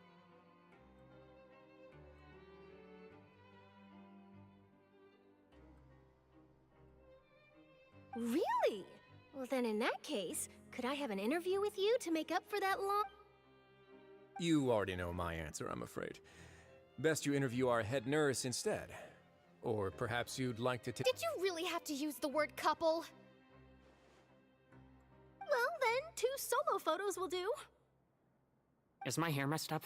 Please, someone help me have a look. Things sure are getting pretty lively here. Oh, seems like everyone's here. Would any of you like to try the... Hey, Miss Charlotte. Why don't you, take some pretty photos of our head nurse? Sure. Come on, Miss Sijuane, over this way. Let's... Sure. Do I have to smile? So, how have things been at the front? Same old, as you can see. Fontaine's undergone some changes, but this place is still more or less the same. Other than that flying ship, it got a tad too much attention, I think. That's why I decided to let the interview go through. We should direct more public opinions toward the behind-the-scenes heroes. Am I right, Mr. Jurier? Miss Lorvine? You're too kind, sir. I believe that you too should have your day in the sun. Not that you...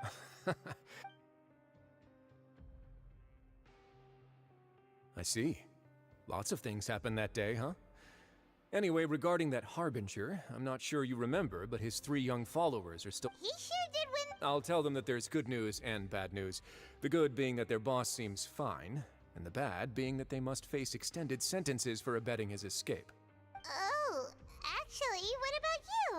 Are things gonna change for you? What change can there be? The Fortress will keep chugging along, and so will my duties. As to what Miss Farina's departure will mean for the nation, and if our laws and governance will be transformed, we'll leave those to the folks in the overworld. Hey, everyone! The photo shoot's done. Good. In that case, let's call it a day here. Thanks for your cooperation. Come on, Traveler, let's go. There'll be a... Maybe. All right. Last stop, the...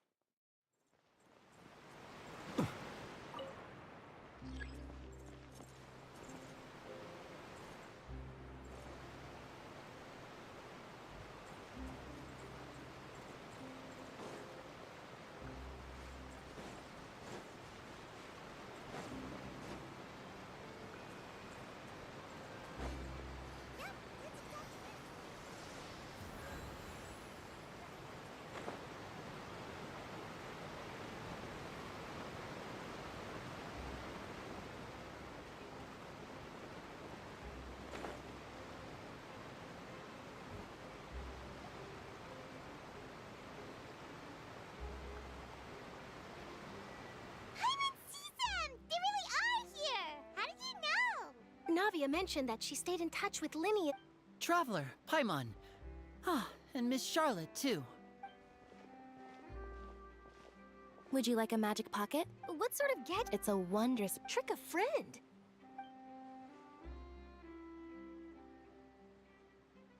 You could just make a friend like Fremine here. Isn't that right, Fremine? Is this what you meant by, I'll help you To be honest, that sounds pretty sweet. Could I have your contact, please?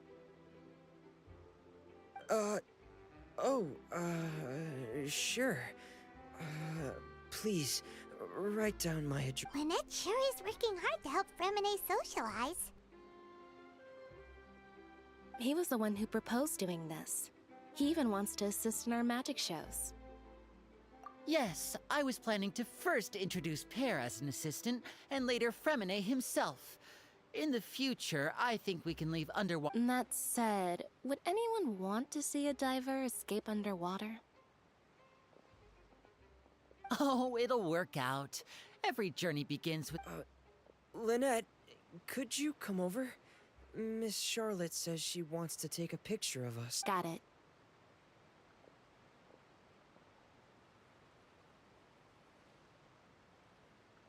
My, that Charlotte is rather perceptive. She got rid of everyone. Father says that... after Lady Farina left, Father and Monsieur Neuvillette opened negotiations, during which he gave Fontaine's gnosis to her as a diplomatic gift. A diplomatic gift? A gnosis? Yes, it could have been done as an apology. Furthermore, Father... That's true, but this is a gnosis we're talking about. Doesn't this seem a bit... irresponsible? I would agree, but I've also heard that it seems that Monsieur Neuvillette has had a significant... So there's some reason for this that only Neuvillette knows about? I suspect you'll have to ask him about that yourself. Ah, yes, speaking of which... But back to the topic. The gnosis was given to the knave, right? They say that he's returned to Snezhnaya to recover from his wounds. I hear that the recent disaster really did a number on his health. That's true. When you think about it, we've had loads of run-ins with the Fatui. So shocked by such a simple switching of sides?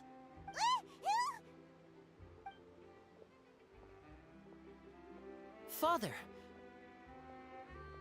Well, what do you know? Come to the docks to see how my children are doing and meet the traveler by chance. Please do not pay my accomplishments in Fontaine too much mind. I would have done them regard. Are you going to take the gnosis back to Snezhnaya? That is our duty as harbingers, yes. Don't be too preoccupied with sides. The goal of the Fatui concerns not a single place or person, but the entire world. With such a grand goal in mind, it is switching my masks is something I've always done. Well, that depends on many things. No one truly knows what the future holds. What good is honesty if you can't? As for you, I very much look forward to our next collaboration. Good things cannot be achieved alone, and you've proved yourselves to be great partners. A vision? All right. I'll remember to return it. Thank you for keeping it safe for him this... And that's a wrap for me. Huh? You're... Greetings, Miss Journalist. Hello. If I'm not mistaken, there are diplomatic channels I'll need to report to take a photo of you. That is correct. So forgive me, but I will not be able to serve as a subject in your article. However, feel free to write as much as you'd like about our dear magicians and our upcoming rookie talent. The sea breeze is quite pleasant. Farewell, Father. Oh, she has such an intimidating presence. I didn't even dare to take a picture. Thankfully, I've already wrapped up all my pre-scheduled interviews. Don't be too nervous. Why don't you take a magic pocket before you go? Here, traveler, Paimon. To move things about? That's right. Funny. I guess this must be life. We will all follow our own paths. All right, then. Well, guess we sent Charlotte off. Shall we go see how Neuvillette's doing?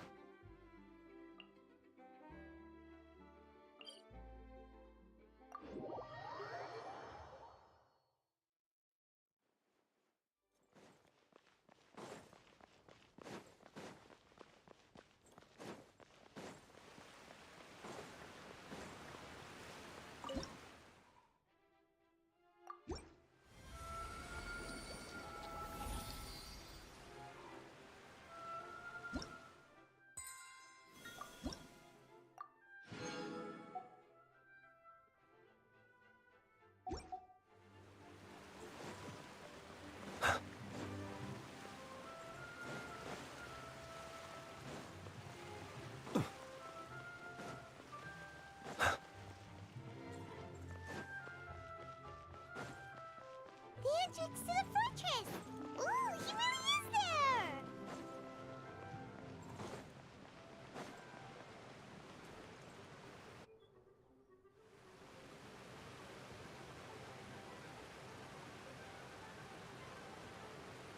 So, you really are here, Neuvillette!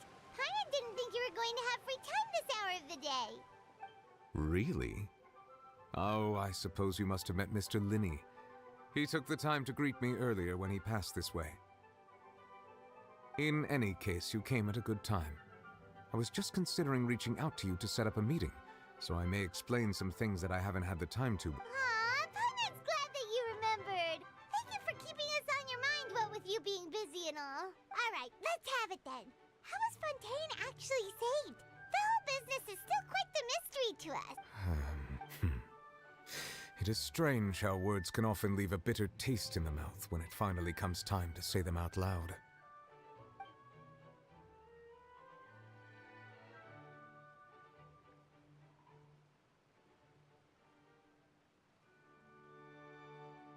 Whoa.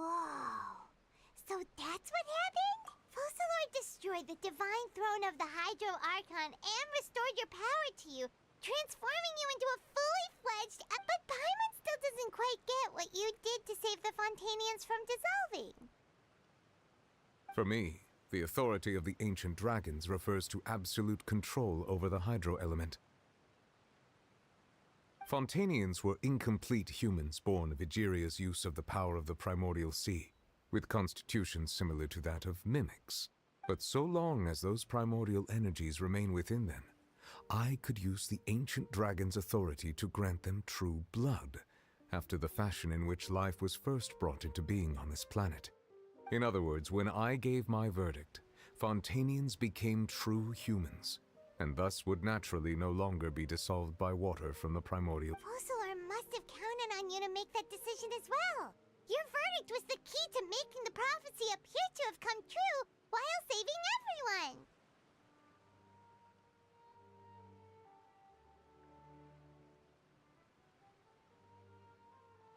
Yeah, and in a manner of speaking, Focalor finally managed to fulfill the original Hydro Archon's wish to turn Os. It seems from your expressions that you still have more things you wish to ask. Ask away. I will tell you the truth as I know it.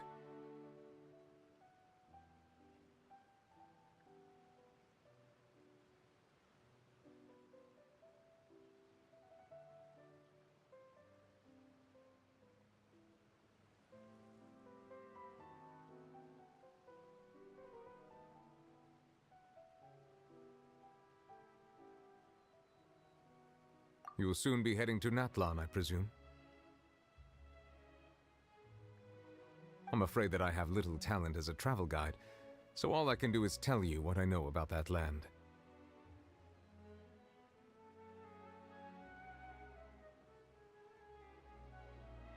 As far as I'm aware, Natlan can be said to be a nation of dragons. A nation of dragons? You mean like you? No, I suspect that I would not find myself welcome there. Unlike ancient dragons such as myself, the dragons of Natlan have undergone long years of development and evolution.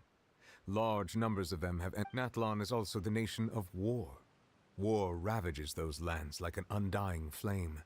There is one other piece of information I got incidentally from my negotiations with the Knave that I believe may be useful to you. The Harbinger known as the Captain has thrown his hat into the endless ring of war.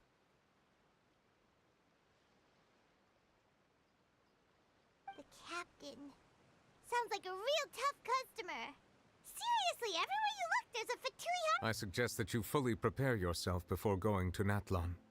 In the meantime, Fontaine's doors will always be open to you.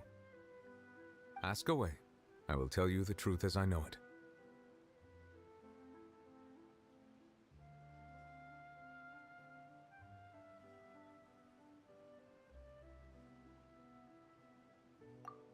Oh, that's right! They say you've given it to the Knave as a diplomatic gift or something! Leaving aside their intentionality, the two Fatui Harbingers have indeed done much for us during this crisis. Their sole remaining goal in Fontaine, at least at this point, would seem to be the Gnosis. The Oratrice has ceased to function. The Hydro Archon's divine throne is now no more. As such, it has lost all meaning for Fontaine. If the Fatui have impure designs, then we might as well accede to their request now. What complicated considerations? Paimon thought you were just giving it to them out of gratitude to the knave and as an apology. Ask away. I will tell you the truth as I know it. Hang on a sec. Paimon's still got a question about Gnosis. When we spoke to Linny earlier, he mentioned that your attitude towards giving away the Gnosis had clearly changed. We guessed that there might be some reason for it that only you were aware of. No wonder the House of the Hearth is the Fatui's intelligence division. They are certainly sharp. So regarding this specific issue, I was... what is it? In truth, I exchanged some further words with that lady named Skirk after sending you two back to the surface. It went something like this.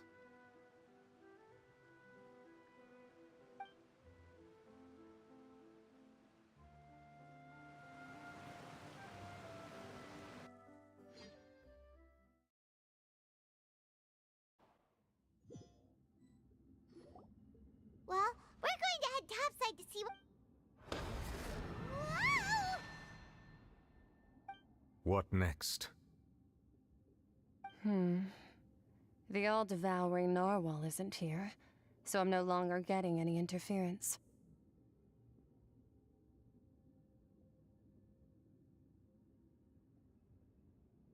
I can finally... It is the authority of the planet's primordial dragons, but with something very similar to a god's curse mixed in. I'm sure I've encountered something like this before. What was it again? I do not know what you speak of. Of course. How could I forget? You should have the remains of the third descender on your person, yes? Remains? I've never heard of any such thing. According to your parlance, I believe it may be called a gnosis. Well, that much is true. After Focalor's divinity faded, she handed her gnosis to me. But I fear I have never heard of it described in the manner that you just did.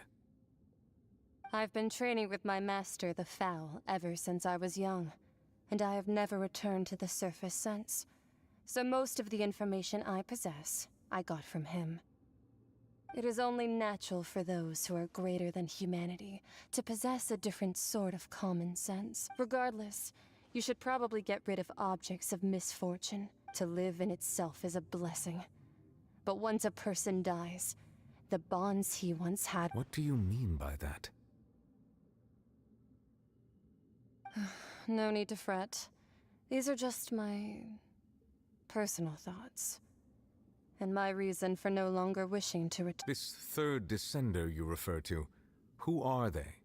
And when did they die? Master never mentioned them to me.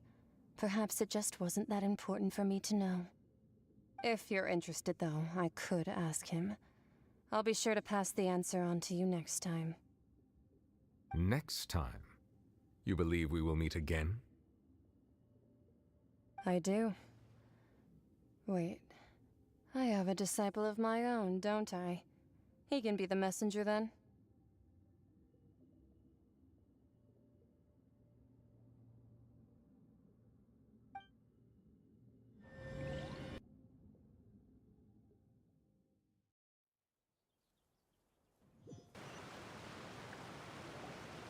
That's what she told me. The remains of the third descender? So that's what the Gnosis actually are. Paimon just thought they looked like chess pieces. How could they be a person's remains? All the same, assuming that there was no misunderstanding or special metaphor at play, that is what she meant to say. And she said that it would bring misfortune and that you should check it, which is why you gave it to the Fatui. If she speaks the truth, then I would simply be putting Fontaine at unnecessary risk by keeping it here.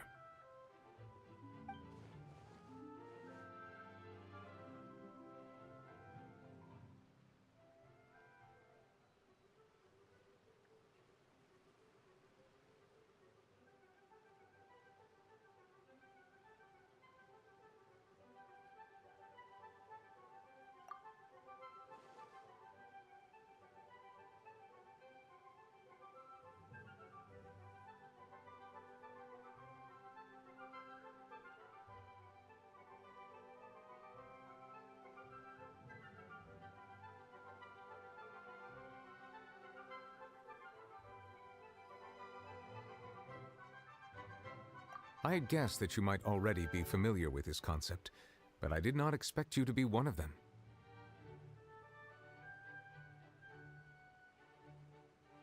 That means that the Gnosis, which are exceedingly element-compatible and can even enhance elemental abilities, do indeed come from the third descender. I wonder. No, let's not think about this stuff right now. It's just comparing the Traveler to the dead third descender and all. That's what you say, but this topic still feels like bad luck.